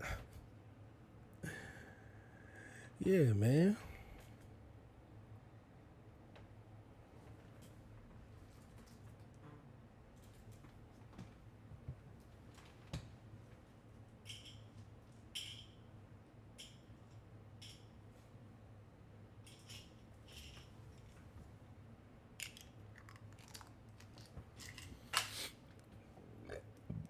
Excuse me.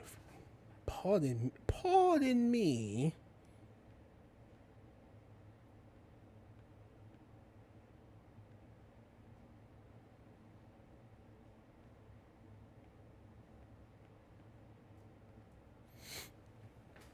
But yeah, I mean, this guy right here with more questions, man.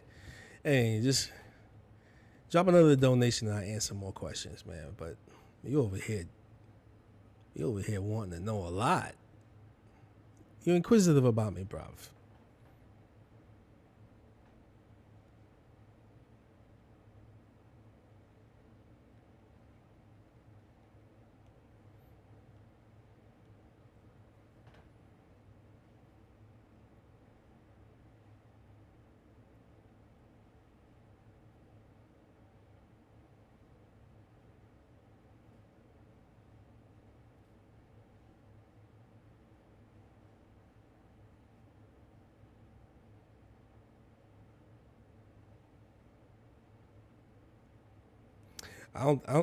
I think I'm the last shop you need to worry about. I think you should worry about Cleopatra Inc.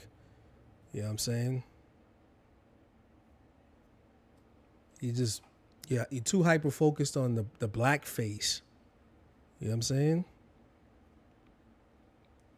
Too hyper focused on people that look like me. You should worry about the others. You know what I'm saying? You should be asking them questions like, yo, how can they open up so many shops during the pandemic? Like, you know what I'm saying?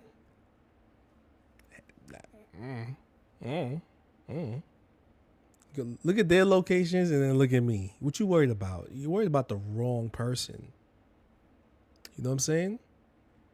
You're worried about that somebody that has no financial power in this shit.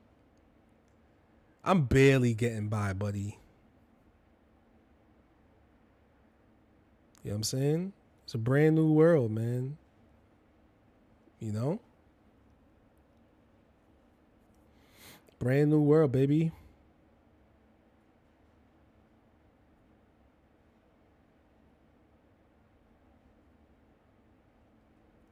I'm streaming.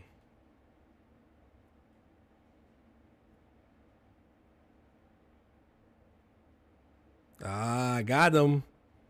Got him. You wasn't thinking about that, huh? You know what I'm saying? They got locations all over the United. I've never seen a shop grow that fast before in my life. You know what I'm saying? I never seen nothing grow like that before in my life.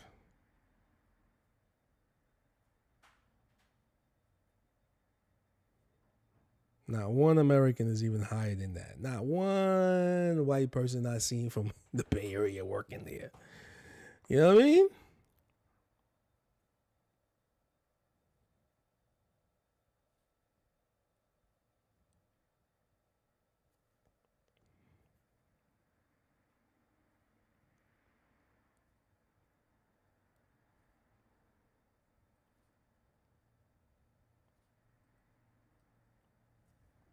All right.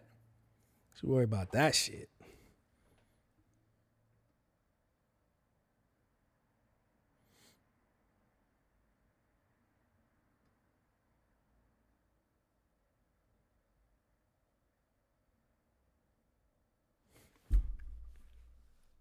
The algorithm is diabolical, kid.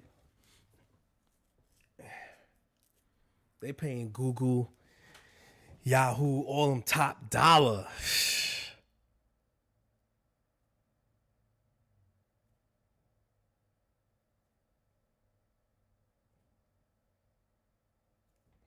The owner don't even tattoo. Don't even have tattoos.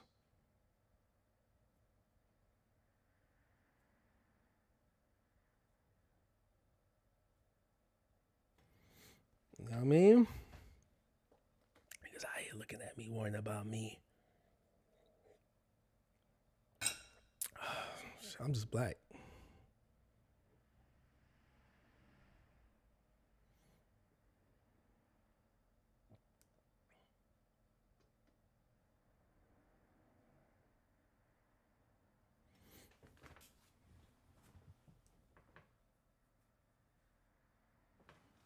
Brandon, what's good? Yeah, I do sound a lot less sick today. So, yeah, a lot less sick, man. A little hoarse, not hoarse, but sound a little raspy. Yo, man, it was crazy, yo. Did you hear me? I was like, oh. every 2 seconds, I was sniffing.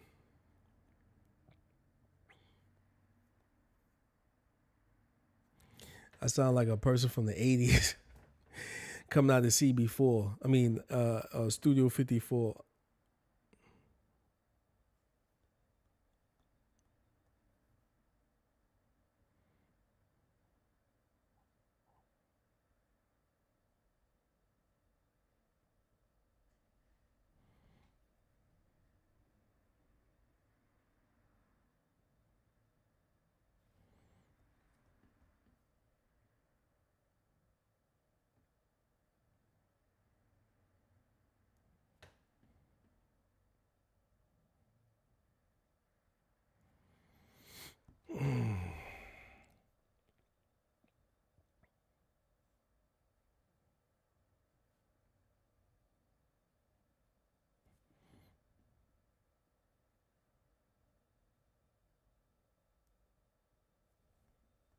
That looks a little lazy. Those look lazy.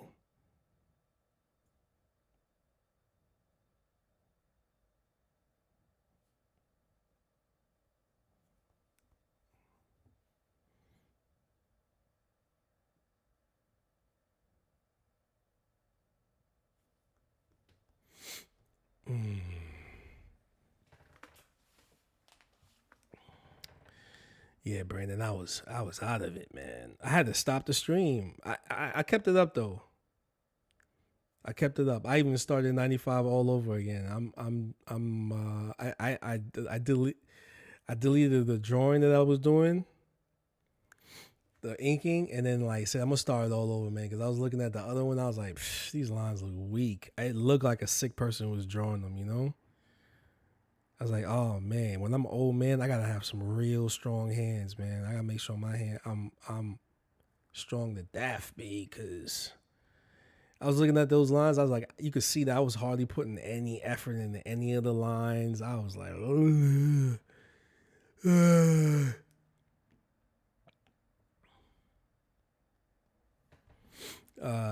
yeah, but I feel a lot better. Copacetic.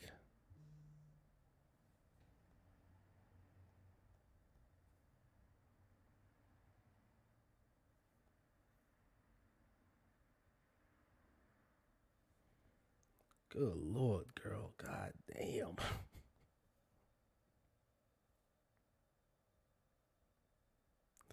All right.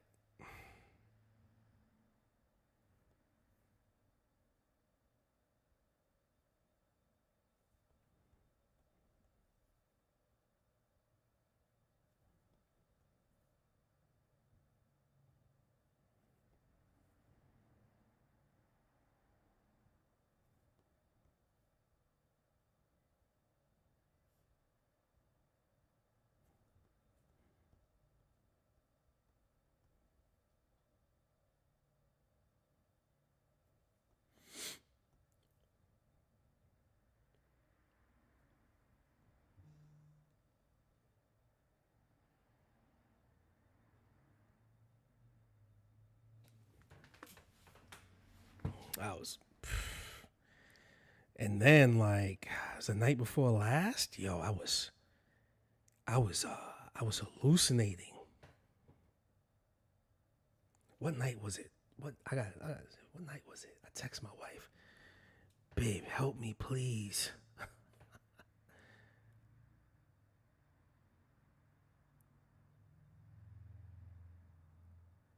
It was Saturday night. Saturday night, 12 minutes after 2 in the morning. I was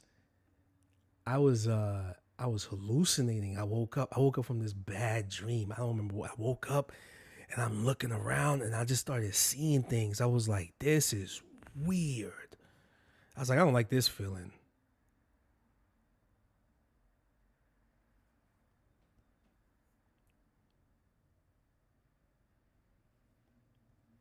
Like, I've hallucinated before, right? But this was like a weird chemical hallucination. It felt so synthetic. It felt like plastic. It felt so synthetic. It didn't feel real at all. Like I've tripped off of like bug venom. You know, like I've tripped off of it. I've been bitten by like bees and wasp, and I get like a slight hallucination. And it's a chemical from an animal, right? So like my body can somewhat like insect venom is like insect, like being stung. Like when I was a little kid, I got like stung by like 1,000 ants. They crawled all over me and they were like biting me, stinging me, and so I've always tripped as a little baby, as a person. And I think that was the one time it happened. Right, it was the first time it ever happened, and that was it. You know, like Jamaican like red ants crawling. Either the red ants or I gotta ask my mom. Was it red ants or black ants? I think it was like black ants. They were like crawling over me, biting me, stinging me. Because when they bite you, they also like sting you a little bit with their abdomen. You know. So I'm like, yo, what? You know. So it's always been with me. You know, ever since then. Um, and so maybe that was like one of the first times, and then like there's these like water bugs that can bite you, and not that it's like venom. It's venom for it's toxic for like smaller creatures, but like for like tadpoles and stuff like that. But like for like a full size human, it ain't gonna be that bad. But but um but um oh wrong one. No, I can't do that yet. But like this, you know, the situation that happened, like I just, you know, I had mushrooms before. I had mushrooms quite a few times. I remember taking some psychedelic mushrooms. And I didn't realize that they were psychedelic mushrooms, and I tripped balls for a minute. You know what I mean? And I was like, whoa! But this time was like different. You know, like I was like, I had to text my wife, yo, babe, help me, please. She saw it in the morning and was like, it was already too late. You know, I was like, she's abandoning me. And then like I had to like tell myself like calm down. But like full on hallucination.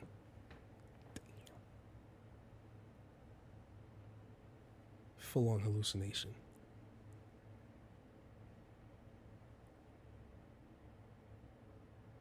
I ain't like that feeling at all.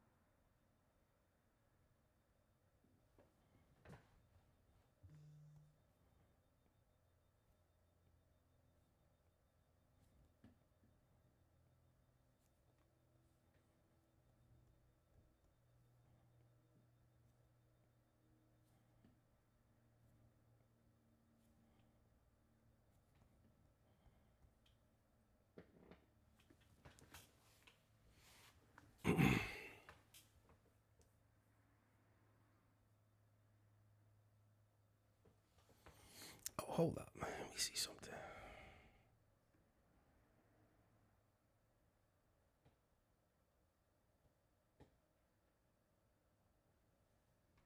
Oh wow, X for the win today, yo. X, what's good? Thank you for the viewership.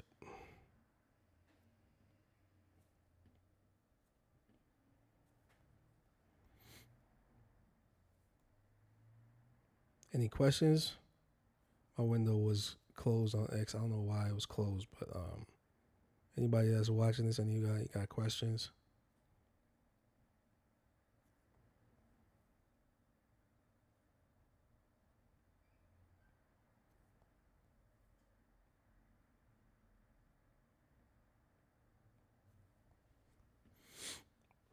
$25 on the stream right now, man.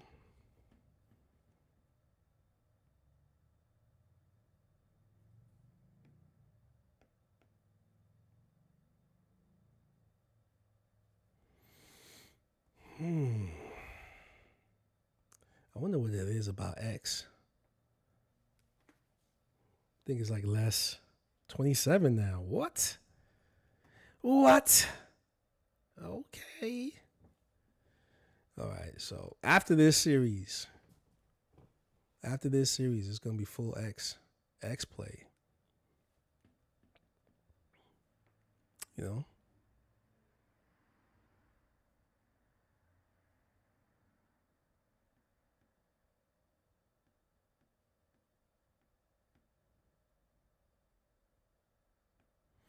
I show y'all. He says, "Yo, how you do backbones like that? They make it. Come on, man. Home's landlord. It's just little. It's how do you make something look like fur? Is not really. I mean, to the untrained eye, it looks rough and but there's when you kind of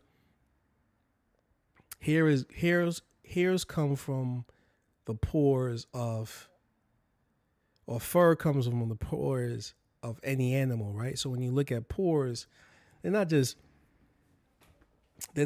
like randomly. It's not pores on the animal aren't just randomly placed. When you really look at it, it's a grid system. So the animal is whatever that shape is, but most likely it's a grid, right? And each hair that comes from it now might be one or two.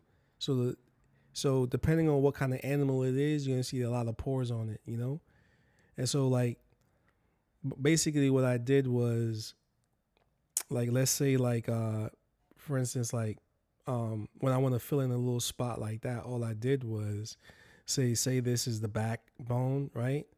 All I did was do that, and then I went like this with it, right? Real tight, right? Now, it doesn't have to be the same length, right? But if you follow within the diameter, right? And then now all you do is pick which parts you want to dip in and out.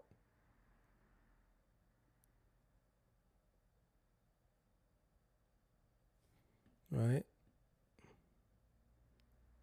Which points you want to make it. And then you can,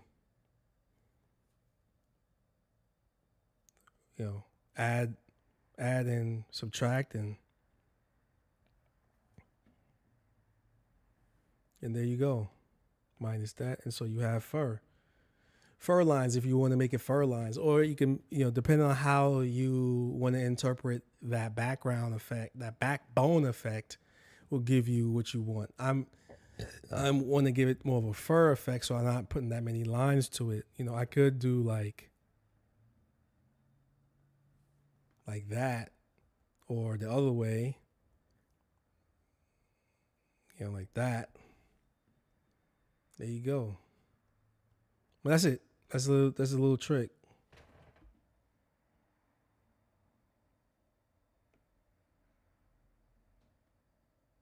It just goes with a lot of drawing time.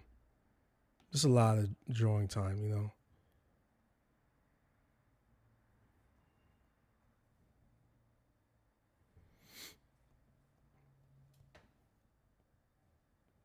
Hmm.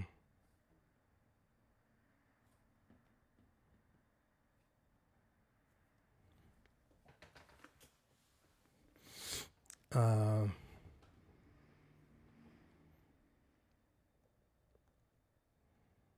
But that's it's trial and error. You know, trial and error, and looking at like the building blocks of structure, and it's coming from a structured um, uh, element, which is hair. Hair is not just a randomly placed. And well, if you look at the hairs on your arm, they're not really just randomly placed like that, right? They're if you were to pull it back with a brush and you kind of took a ruler and you lined up like the pores, you would see that like they're all lined up in a grid, you know? So your body's gridded out.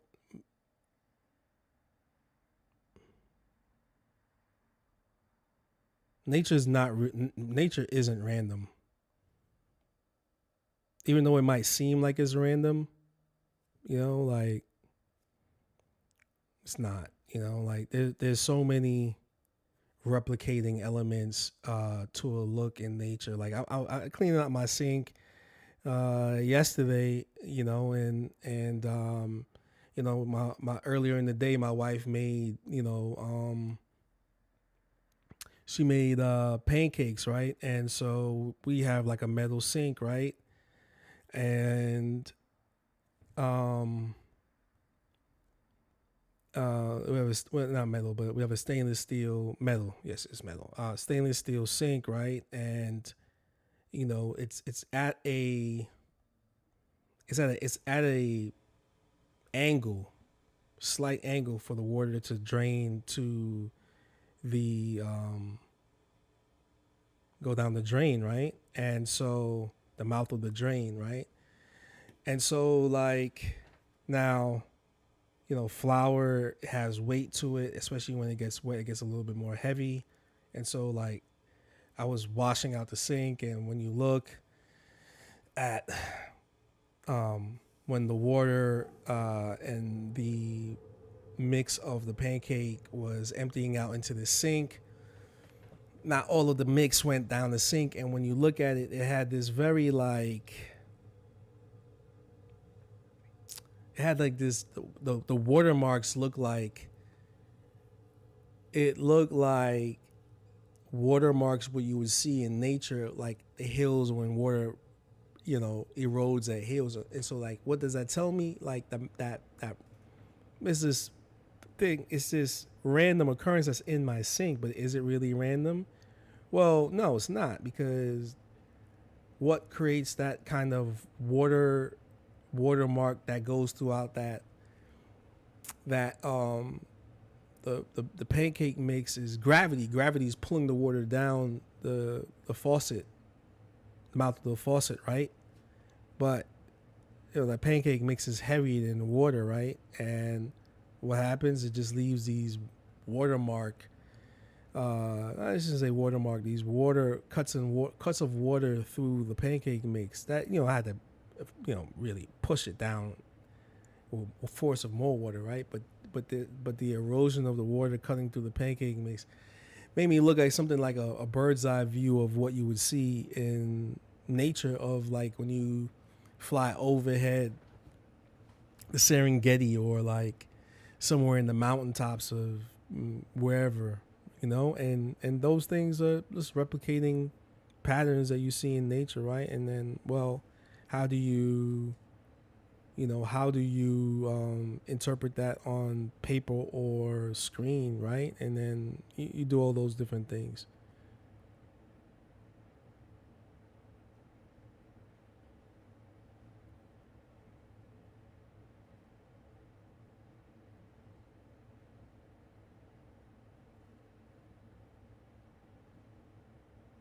There's a little observation in my sink yesterday, but it was really cool to see that's something that you see in nature.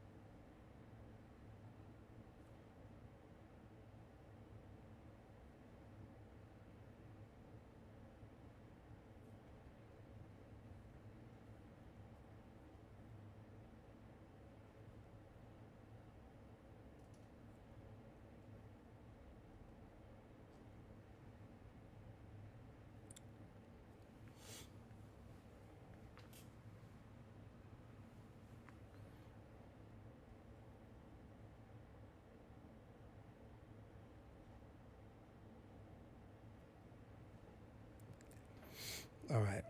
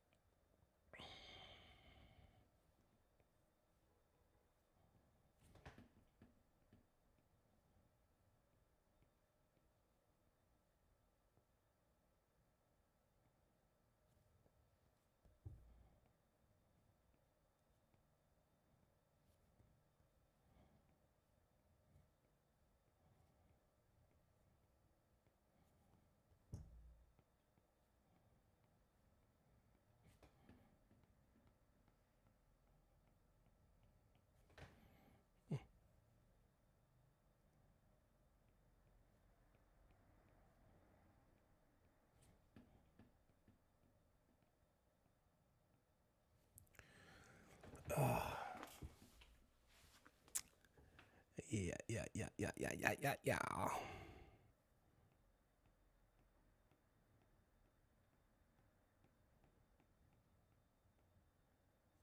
whoa, looking at the screen and drawing at the same time is kind of crazy.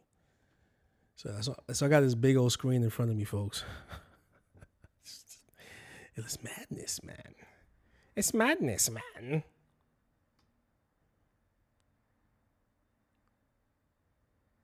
Oh, snap. What's this? What I got for that? 3,500 views for that? What? Yo, Lil B was good, man.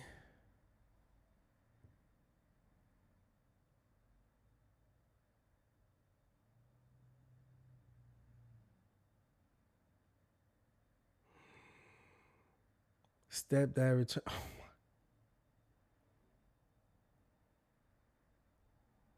got him another one. She got him another one. They got him another one.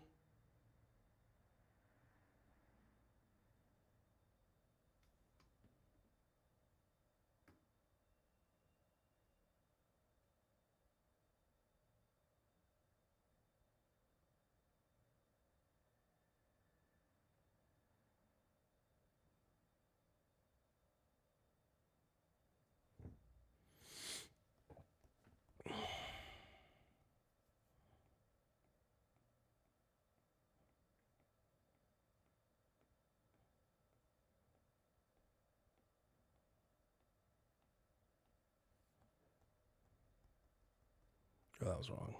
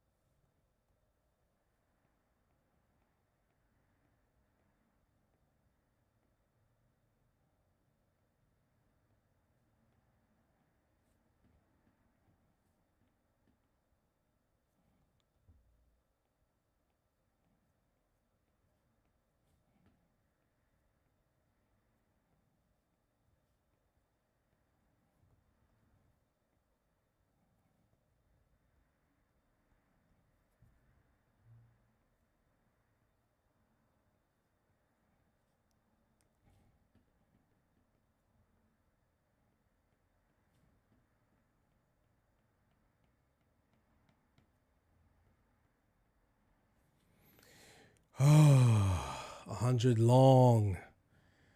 Man.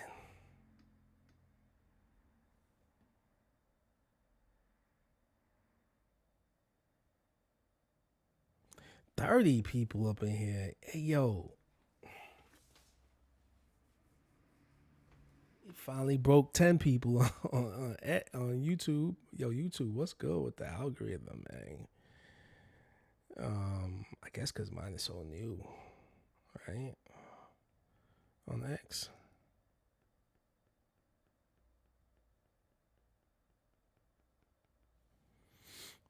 Mm-hmm. All right, I don't want to. Let's go. Let's go. Let's go. Let's go. Let's go. Let's go.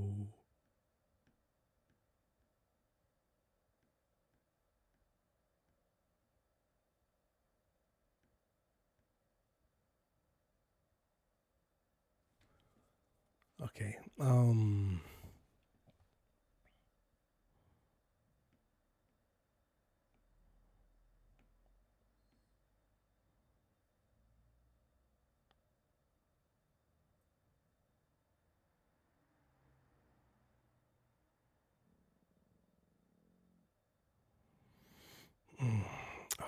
let's start with 8.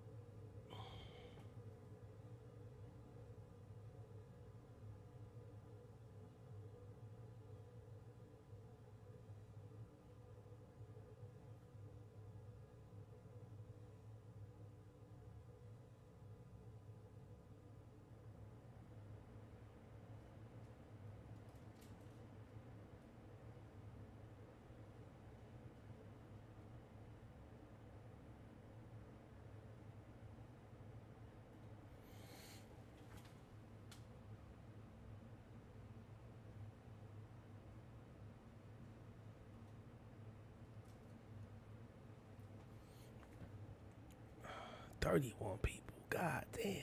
X, what's good? Thank you so much, X. X for the win.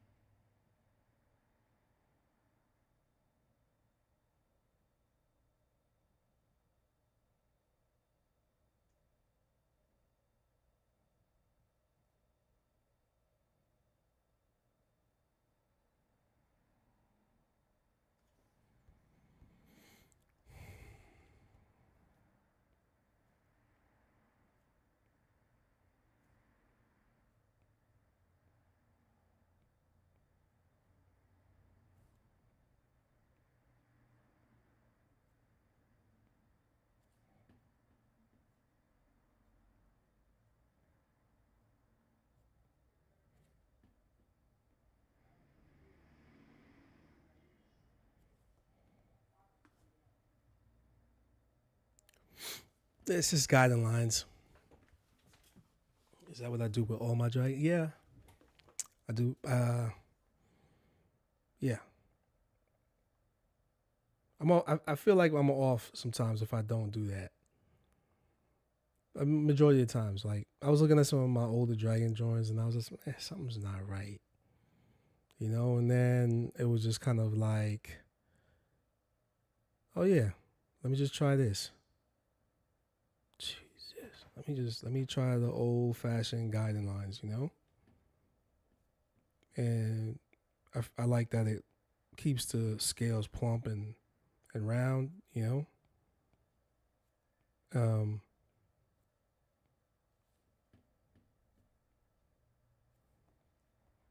Especially when you need the scales to bend, right? You don't have to. The scales, when they move over the top surface like this, they don't really stick together.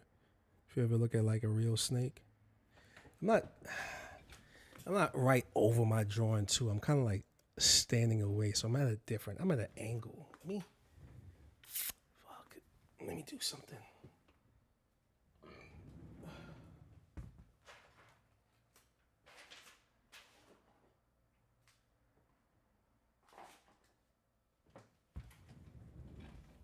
It's angled wrong.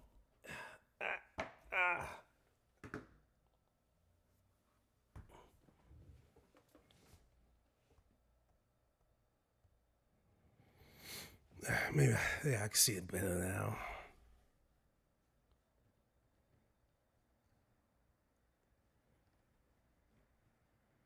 There you go.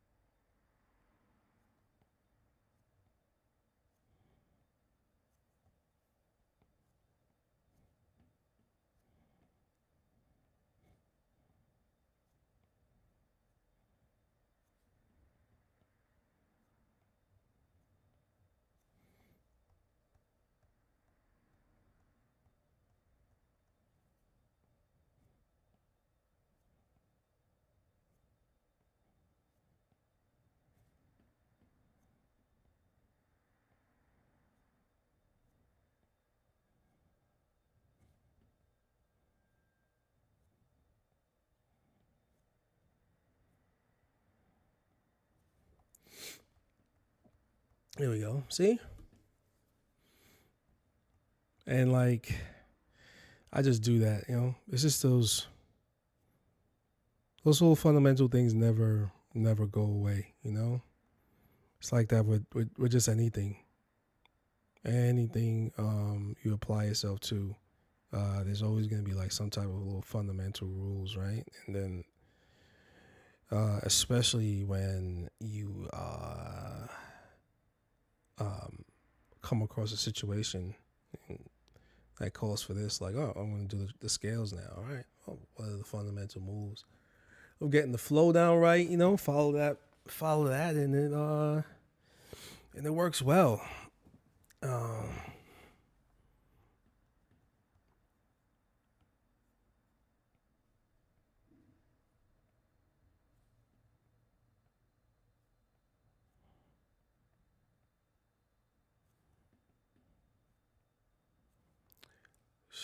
Yo, dude's got the wild names. Yo, what's up, Mr. Long Meat? Yeah, what's going on?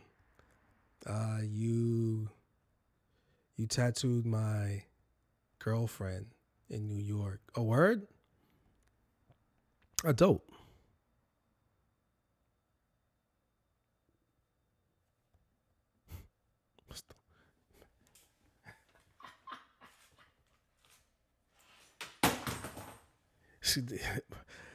Hey, kudos to you, fam. When's the next time I'll be in New York? Well, Mr. Mr. LM, I'll be in maybe around like end of February. I'll be in DC beginning of February, and I'll probably just go to New York end of February. You know what I mean?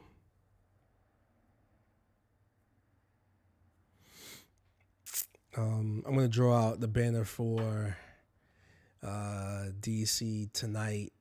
That flu knocked. That I've never been that sick before in my life. Like even this morning, like this morning, I woke up like maybe like 5 a.m, and my legs felt like the nerves in my legs felt like they were on fire. And I was like, this doesn't feel right at all. This does not feel right at all. And like we got like heated blankets, and next thing you know, I'm like in the blankets, like, and that started bothering me, and then I had to get out, like my legs feel cool down, and then like I'm like, yo, what's going on, man? Like this never happened before in my life. I was like, is my mom right? Old Jamaican people, man, they wild superstitious.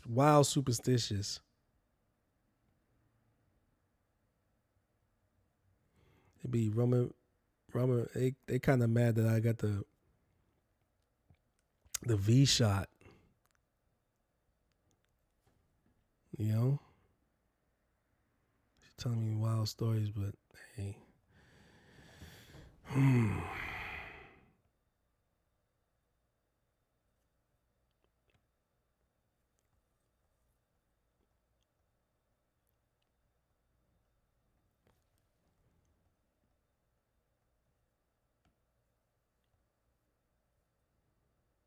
And then I just, here's a little trick. Since this is kind of curving, I'll just use the backbone of that previous dragon to bounce off of this one.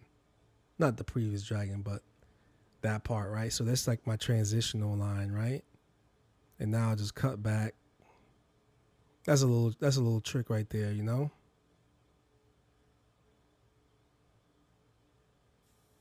It's a little trick right there to,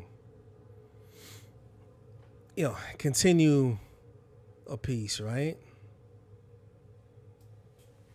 Did you catch that?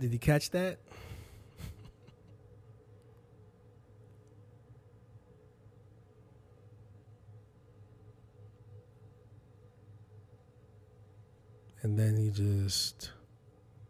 and so now I just work off of that. So I'm going to just continue the arm, right?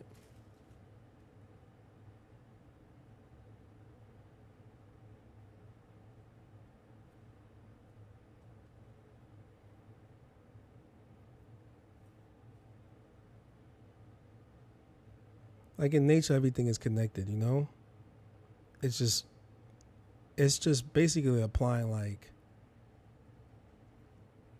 like observing things. Just observe, really.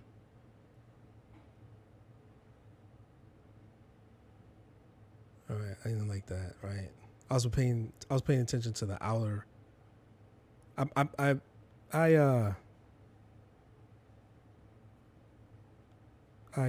messed myself up right there, but it's just, again, just erase. Now I'm paying attention to the more curved arms, right? Now, I'm not trying to make, and this is something that is going to go over, this is something that I'm noticing with like newer tattooers. I know you're really new into this, and you want to make your scales super, super crispy, and they have to be perfectly okay. That's a part of the visual aspect that is gonna screw you. I used to try to make my scales super clean, super like, but it's not. You know, there's no way you're going to make your scales perfectly the size of the other ones, because what happens when they have to overlap? Like this is on the arm of the dragon, right? And I know it seems perfect in nature, but it's not. Some scales are long, are a little bit more oval. It's just that they're gathered in a cluster, or they're laid out so much that it seems perfect. And that's how a hunter like a snake gets over on mammals. Because guess what? You know, it's a reptile. You know, it's a chicken. It's basically, you know, chickens are, no, I mean, I'm not going down that road, but it's a reptile that eats mammals. And so you have mammalian eyes, and that's what gets you fooled, right? You're fooled by like the perfection of what it is. Well, it's not really that perfect, the scales, you know? And when you see a snake coiling and it's pulling itself together to get ready to strike, person that used to hunt snakes when he was a little kid, yeah, don't get fooled. Yeah, just because Procreate can make it perfect for you on the screen doesn't mean that you have to try to, because you're gonna overwork yourself. You're gonna back yourself into a corner of, I gotta get it right. I gotta get it perfect. Yeah, get it, make it look good. Your job is to make it look as good as possible.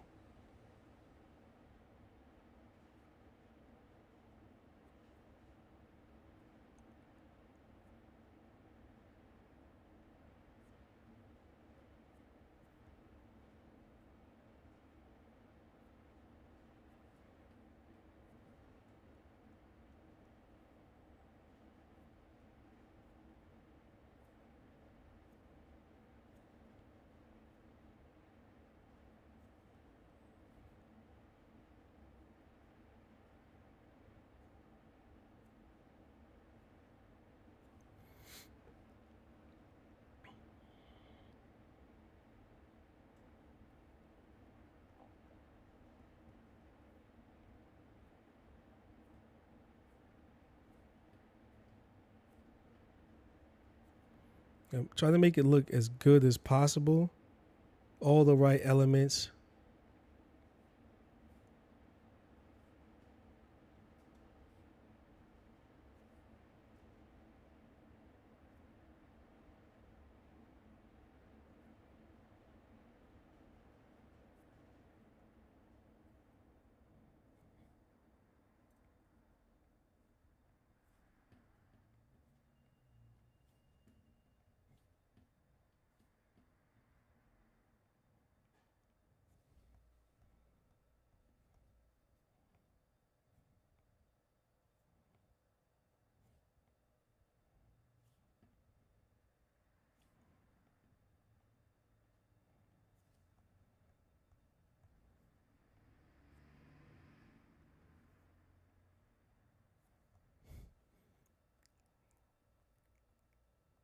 Ugh, I'm rotted. How many of my family members is up in here? Niggas don't be coming through, man.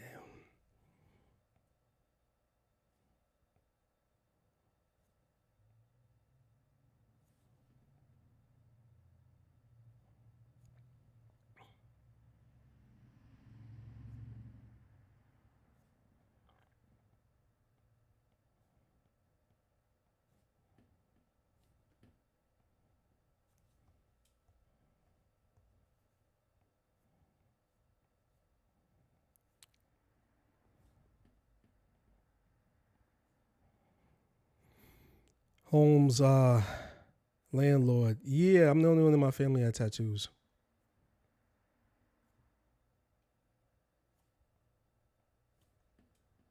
I'm the only one in my family that had tattoos. Yeah.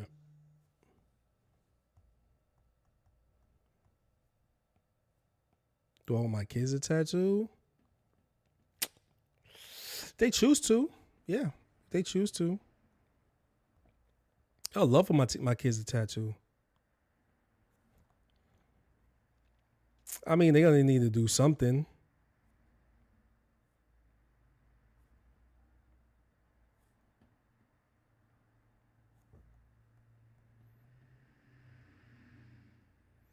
They need to do something while they're in college. Like if they decide to go to college, they get tattoo.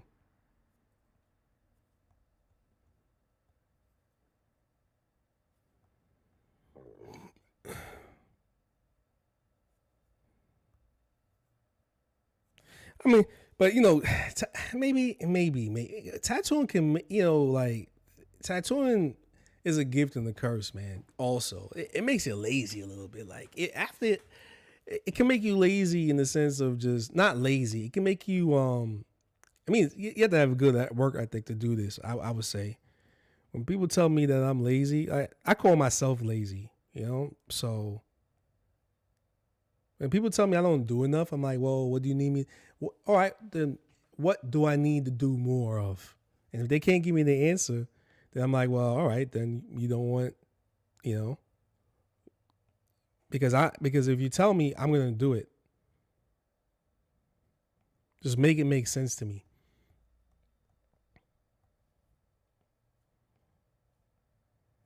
But you know, some people say it was not my job to make it make sense. But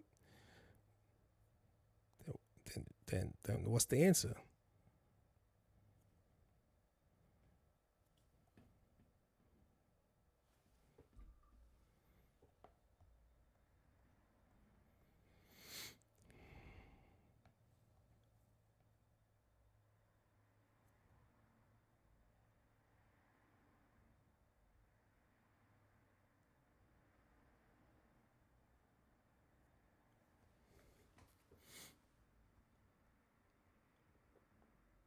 Does my wife have tattoos? Yeah, I did a big back piece on her. She has one of my best tattoos. Now my daughter wants tattoos. My oldest could draw, man. She sent me this picture of this like leg sleeve she did on her cousin. I was like, hey, yo, that looks good. Drew it on. I was like, oh, snap. It's about to go down. It's about to go down, yo. Just you wait. I better be scared. Be afraid. Be very afraid. I was playing with that claw mad time. I shrunk. I was like, yeah, it looks better smaller. Maybe a little bit smaller. Nah, keep it like that. Fat belly, curling under the fat belly.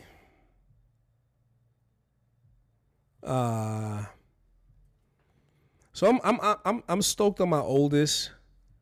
You know, I'm stoked on my oldest.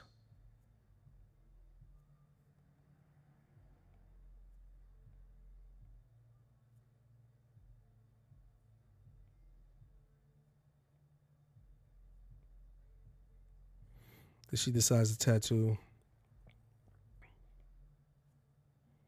You have kids?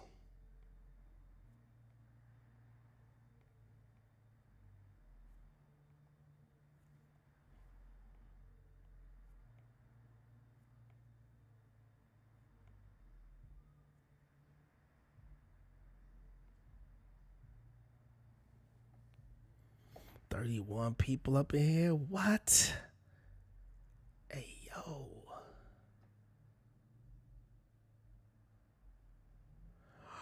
That's fire.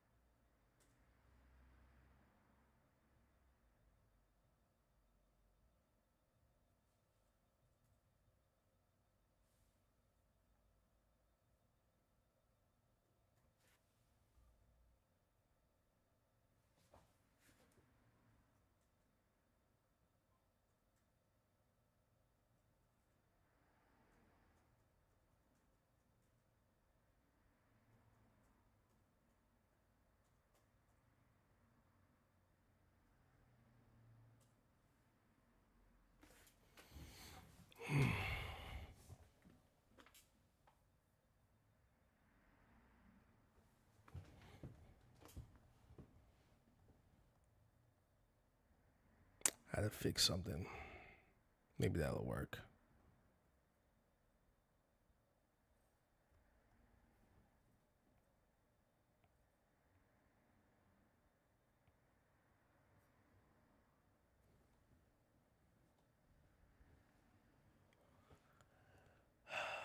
All right, how's that look? How's that look? How's that look? How's that look? How's that look, yo?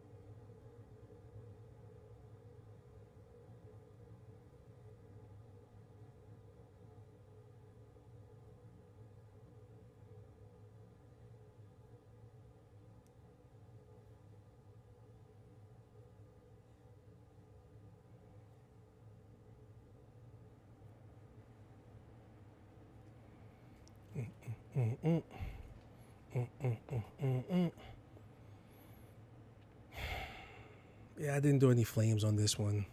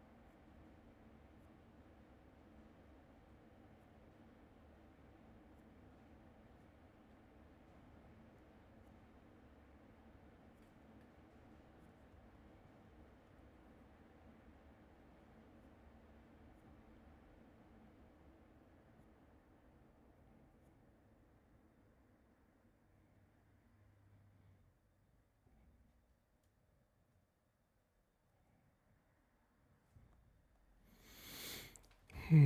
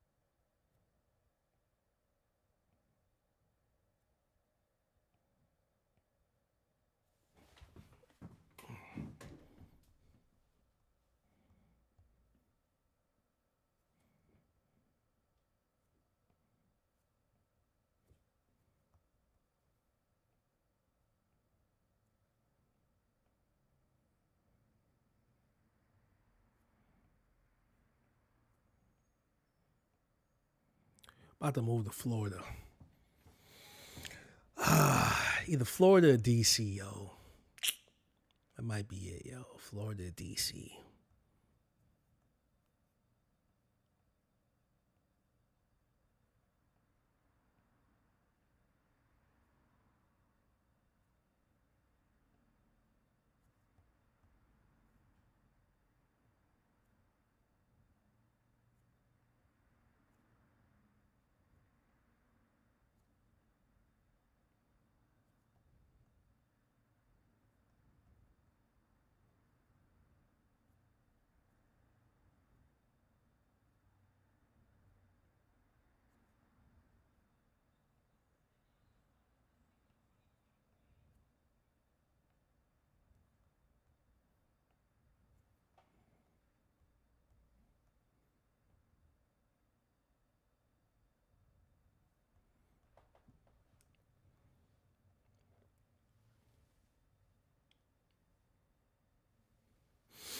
Almost done.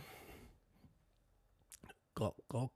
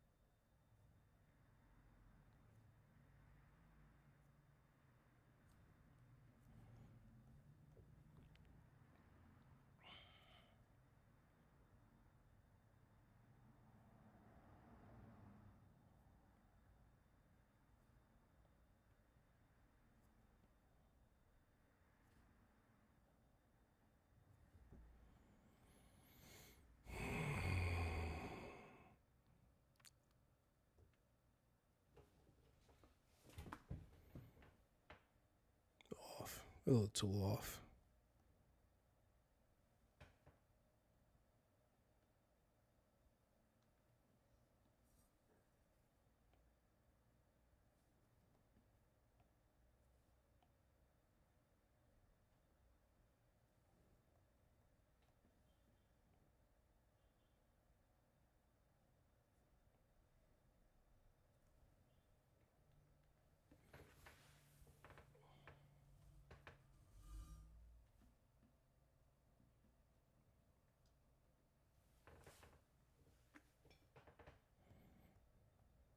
Oh man, what is up on my scales?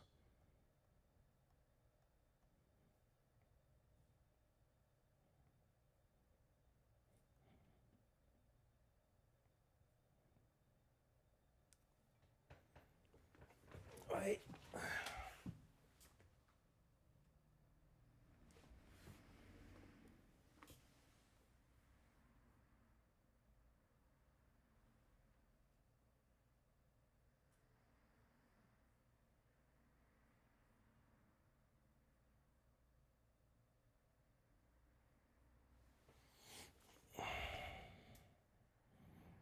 Anybody on the X got questions? Now is it 33 people watching this right now, or 33 people have viewed this? I saw a dude like 58,000 people watching him. I said to myself, 58,000. God damn.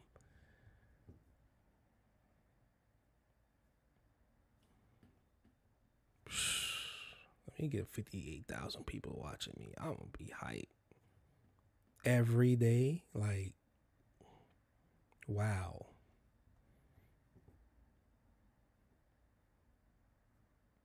Give me like 1,000 people watching this.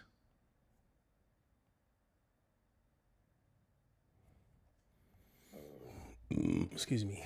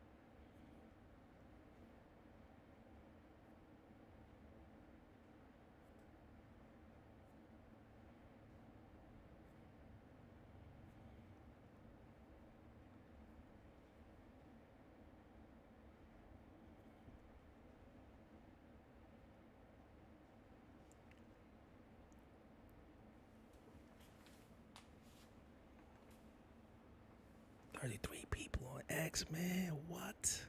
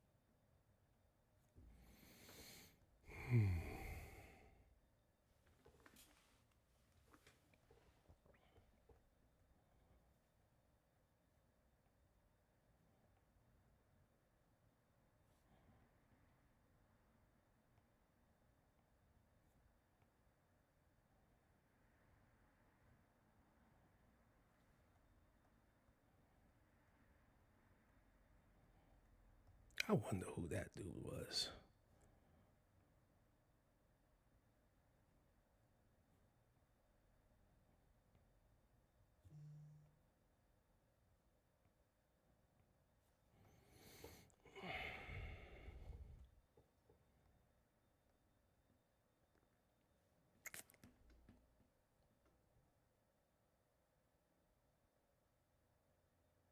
That shit look crazy.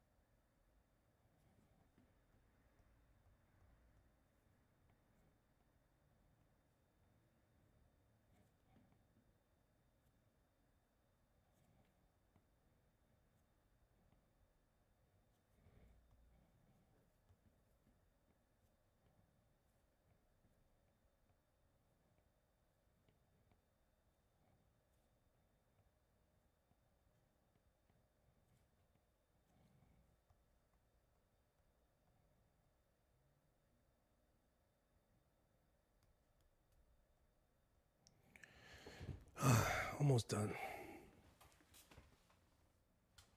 I might do a second version of this, just all fur.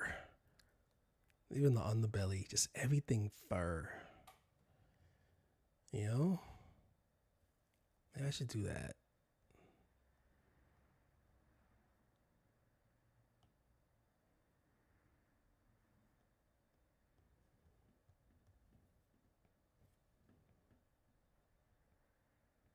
Five more to go.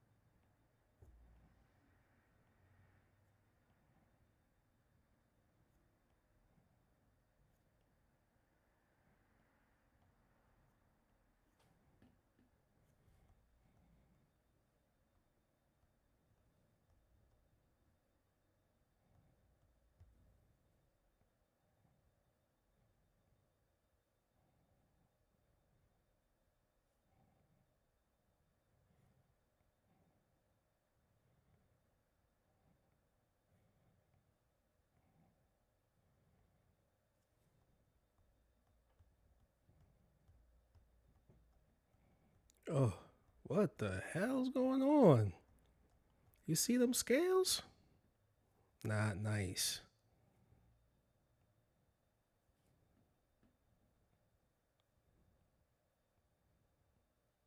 Them things was looking busted.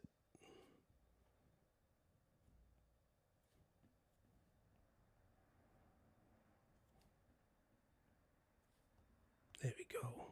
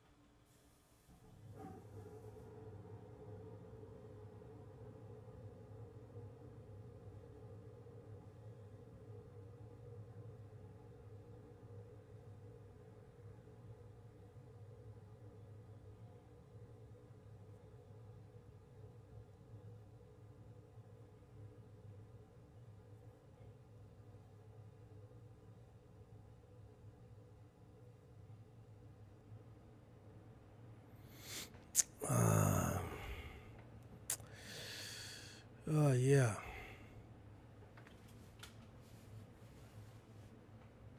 It's usually the scales, you know? The scales is what. I mean, once you get the body down and everything is moving right the way you want it to move, then you gotta get the scales right, you know? Scales have to like move just right. That it complements that snake like movement of the body, you know, the flow. Snake like flow. And I think that's why some artists use the Procreate scales, right? But I think you get the same effect and even greater dynamic look when you can draw the scales on yourself, you know? Just remember, all you're doing is just drawing open C's. You know, just remember that. I'm drawing half a C, or half a circle. I'm doing half a circle, baby. You know, draw a circle. See, look. I'm cheating. Draw a circle. That's it. Want to make it even more clean? You know, the faster you do it, that's it. You make a circle. You're just making half a circle.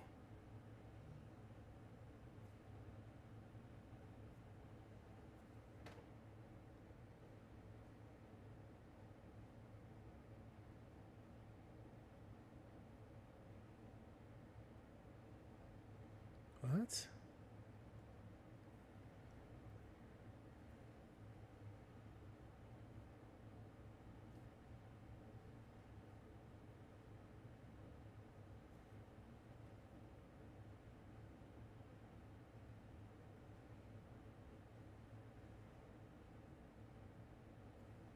What?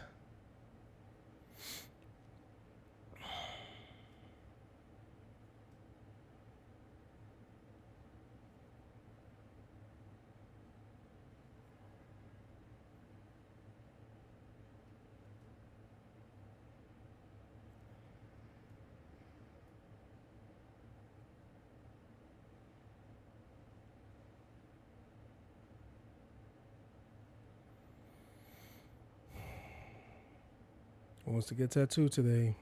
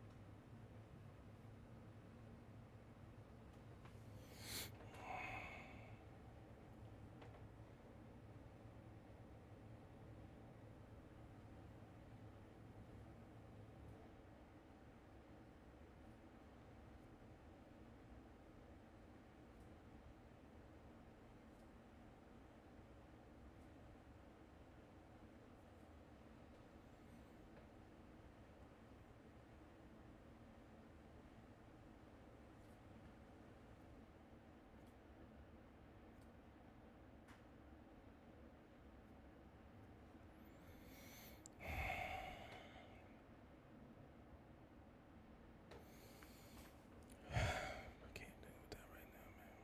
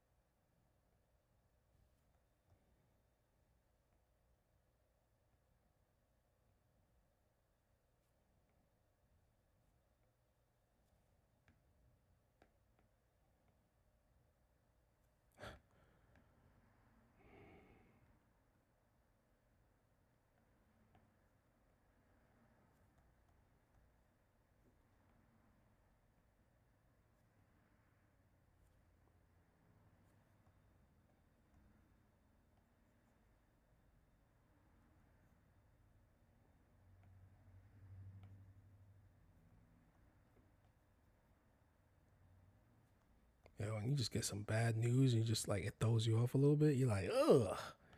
You gotta catch yourself, like, oh, it's all right.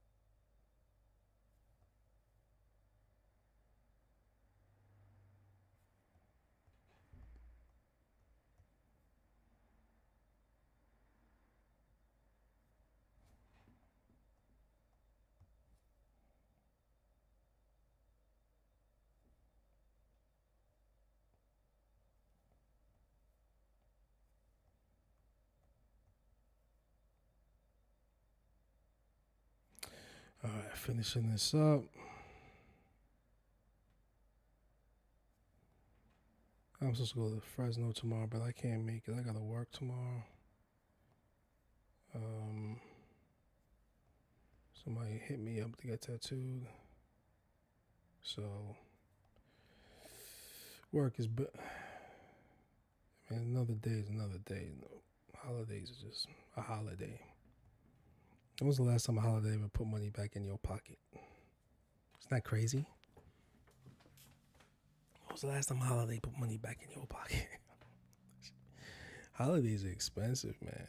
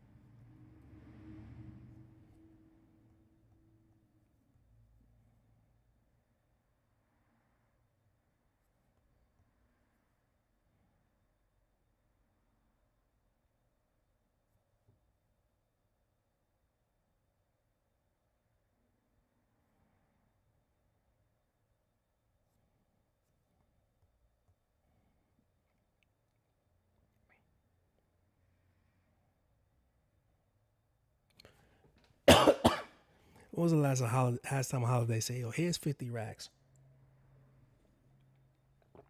Just though for GP.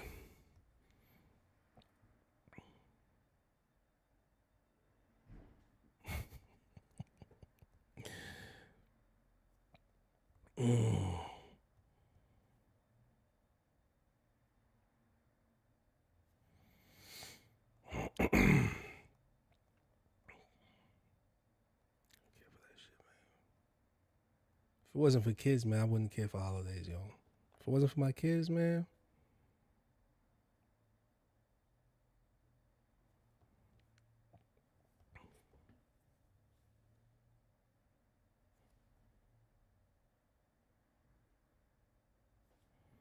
My wife wouldn't care for it.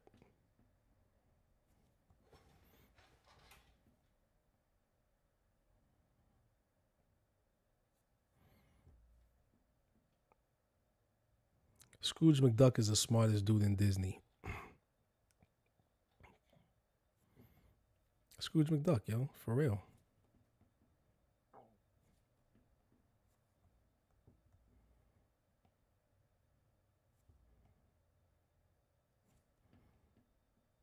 I have a theory about Scrooge McDuck. I think Scrooge McDuck was really Walt Disney.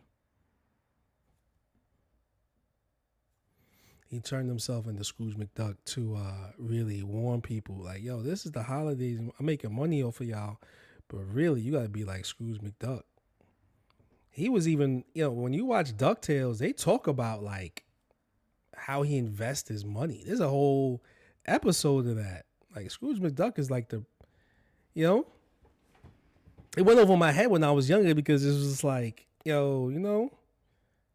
but ain't nobody there in my family really there to teach me, All they just said was save your money. But like Scrooge McDuck was like, well, I save my money, but I also make my money work for me, right?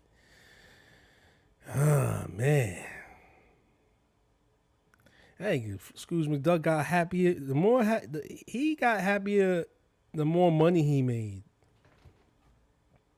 I didn't get it, man. I didn't get it until like later. Like I'm in my 40s and I'm like, yo, and I got the Disney Channel, and I'm like, man, I watched Scrooge McDuck, and he's like the smartest one. He got real soft when he got a family,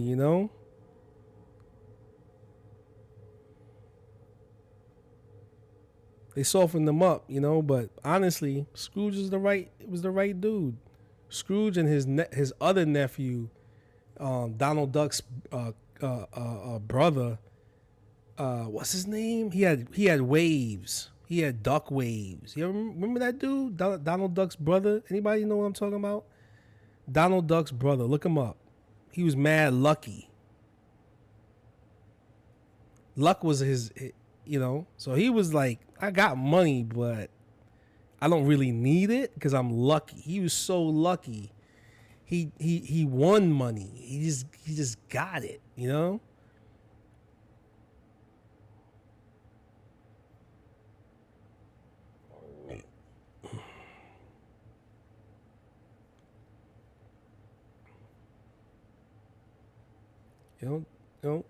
Scrooge McDuck was like investing his money.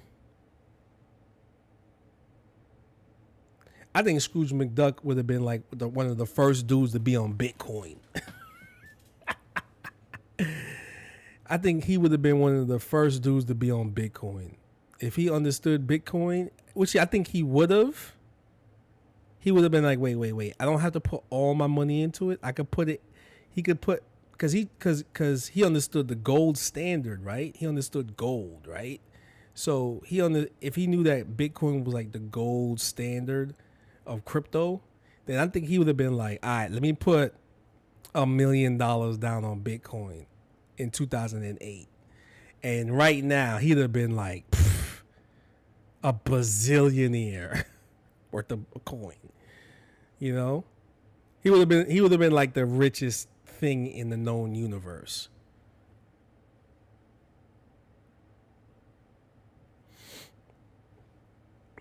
Uh-oh. Almost done, folks. Almost done. So that 10% left. I did it right on time.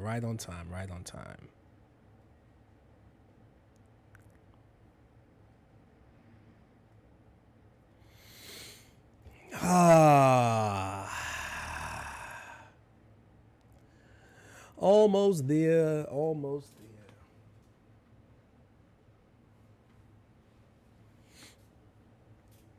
Damn, this digging buns in B.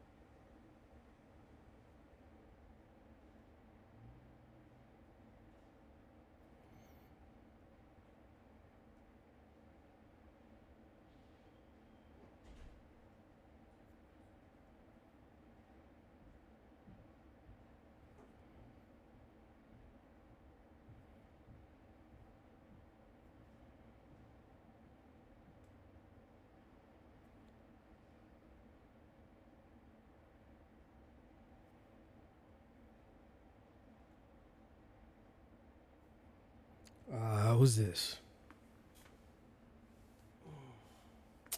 Nah, dude, I'm not, man. I'm not. I'm sorry. I'm straight, dude. I'm a straight black man, yo. I'm straight.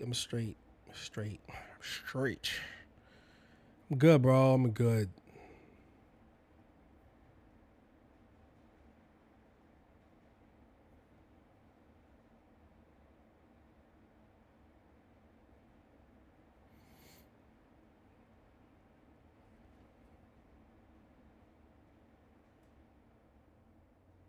Nah, bro. I like women. I like women, yo. Dude. It sucks, right? Sucks for you, bro. But I like women. I'm old school, man. I'm old school. I like pink. I like the pink stuff.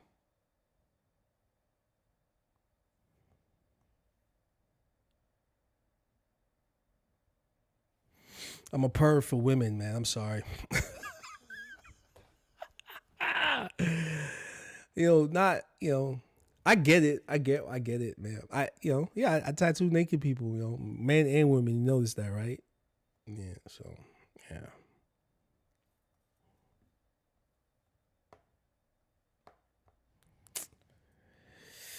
It's like, something I've realized. I've been wanting to ask. Like, why does it seem like why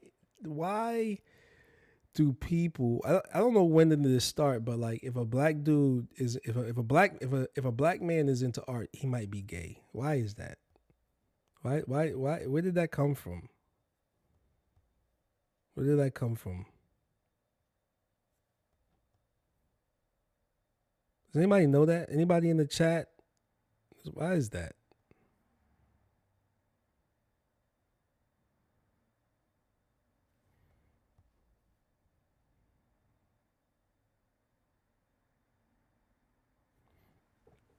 Why is that? Why can't? I mean, it. All the I mean, I can see why some people might think, but I don't see it happening with other. I don't see it happening with any other, race of men. You know what I'm saying? I don't see. I see guys that are like that do back pieces and do sleeves. They got wives, man. They got wives. They got kids. People love that. I mean, I don't show my family like that because I'm private. There's some people that be like, I didn't know you had kids. Yeah, I keep it private like that. But nah, yeah, buddy. Thanks for the Cash App though. Appreciate it. Yeah, yeah. That's cool. Married. It's my second marriage too. I'm a dude, man. I'm a dude. I like women, man. I like the smell of women.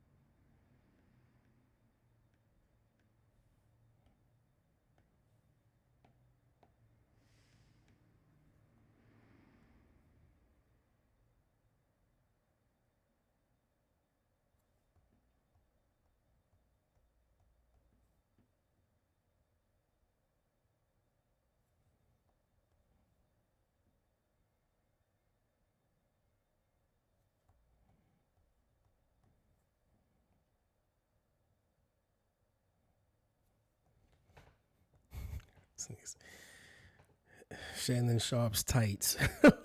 What? Yeah, nah, man. I'm good, bro. I like women, man.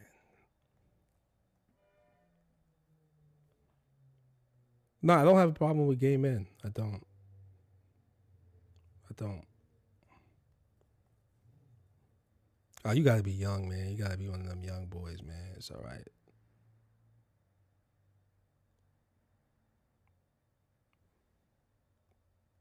Yeah. I got my personal preferences vagina.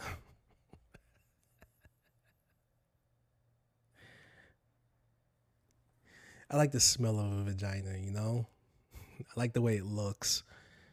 You know what I'm saying? I like the way it tastes. I'm a freak nigga for vaginas, bro. Sorry. I like when it's smelly.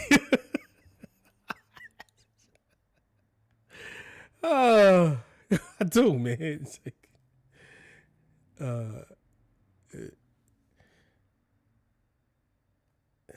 thank you for the cat. Yo, see, gay dudes got a lot of money. This nigga blessed me with the Cash App. Thank you, man, for the hundo, man. I appreciate it. Yeah, man. Yeah, kudos to you, man. Thank you. Happy New Year. Shannon Sharp's tights. uh yeah. Nah, yeah. I you know, that's just me though, man. You know what I like about it? You know, like it's like this is just me. This is just me. But like when a woman like my wife could do this, like like when she slowly opens her legs, you can hear the skin spread apart and goes like that. That's my shit. Oh my god. See? That's how you know, man. That's how you know.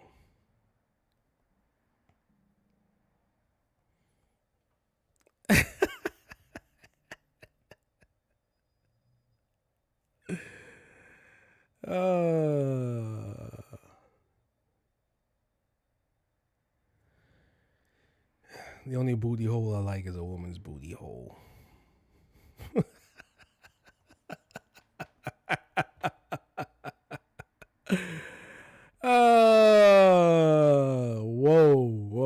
Whoa. You know what I mean? Gotta respect it, man. Gotta respect it.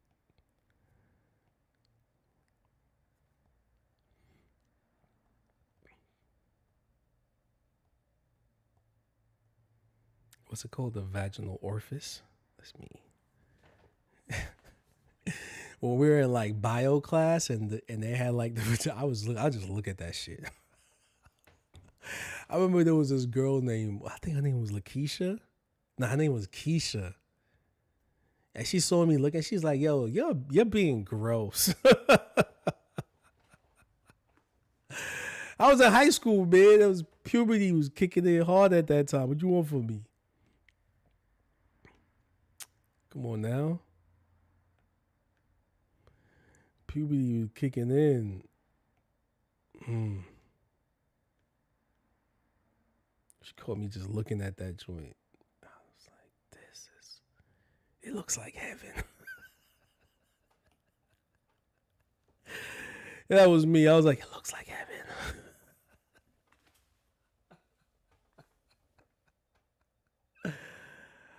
Oh, it looks like it's it looks like it's made for me. How do I get this stuff?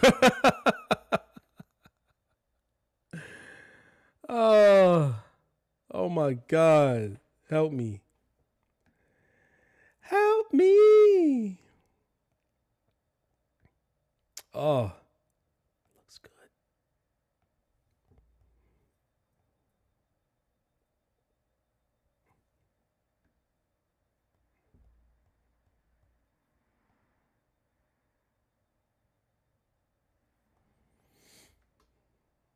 I love doing back pieces, right? Hate the smell of a man. Ugh. Man, we smell gross, yo. I be like,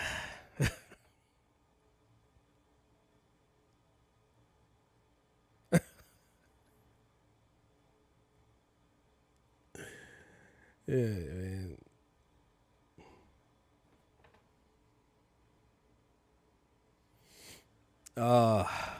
It's funny, yo. It's funny, man. It's funny. It's funny to me.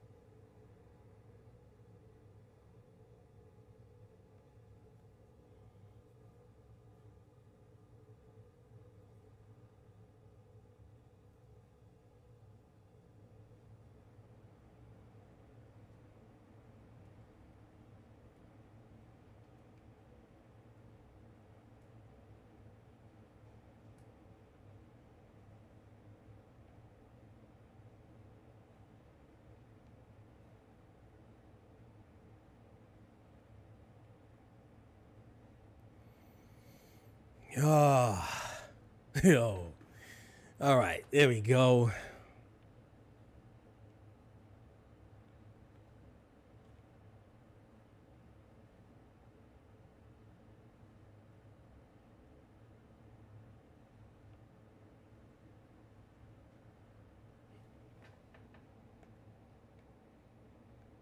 But thank you anyway, though. Thank you for the nice compliment. Appreciate it.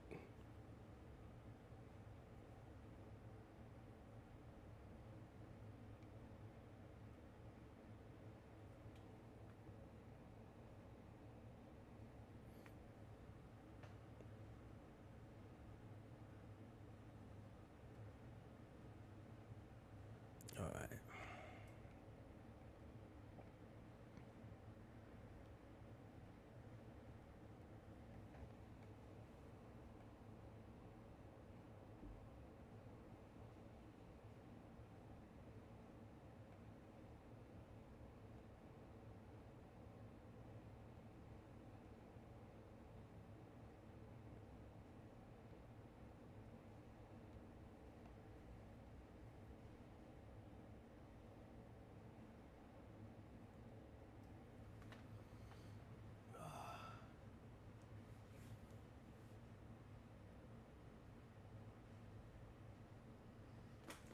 Dragon. Brandon says, Dragon kind of looking like Gandalf.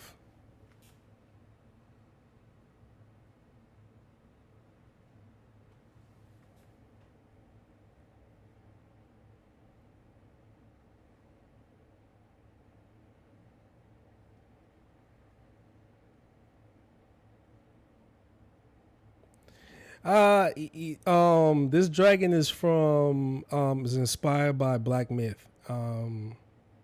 This dragon I took it from one of the characters in the game. He's a warthog, like a little pig. Turns into like a warthog in the game. And it's one of his transformations. And I was, one of the I always do like some type of snout type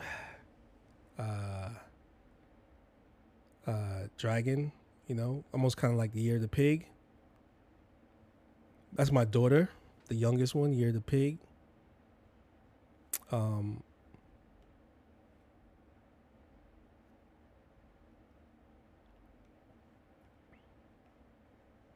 So like the next three dragons are gonna be more inspired by my kids. So this is the youngest one right here, 95, because she's 5 years old. Adrian is about to be 14, and my oldest is 16, and so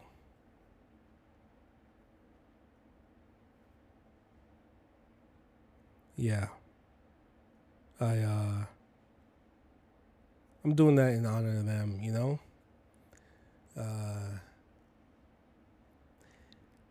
Some of the dragons are in this book. Well, the one on the cover is gonna be like inspired from my mom, my grandparents, really. The lineage that I know about.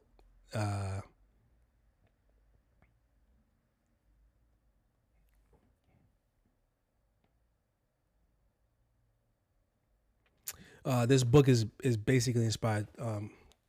It's dedicated to my family, my mom's side of the family,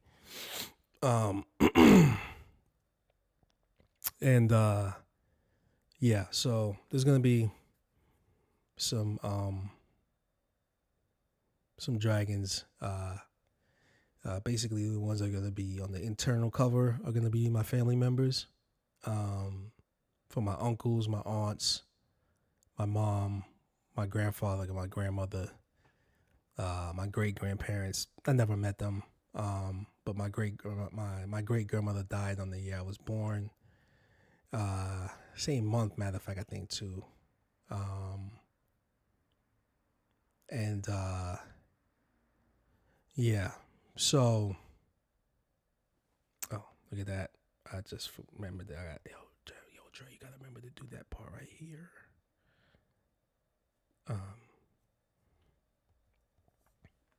Yeah. Can't wait for this book to come out.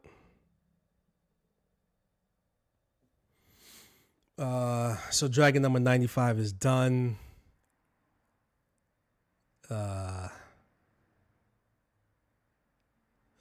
Yeah.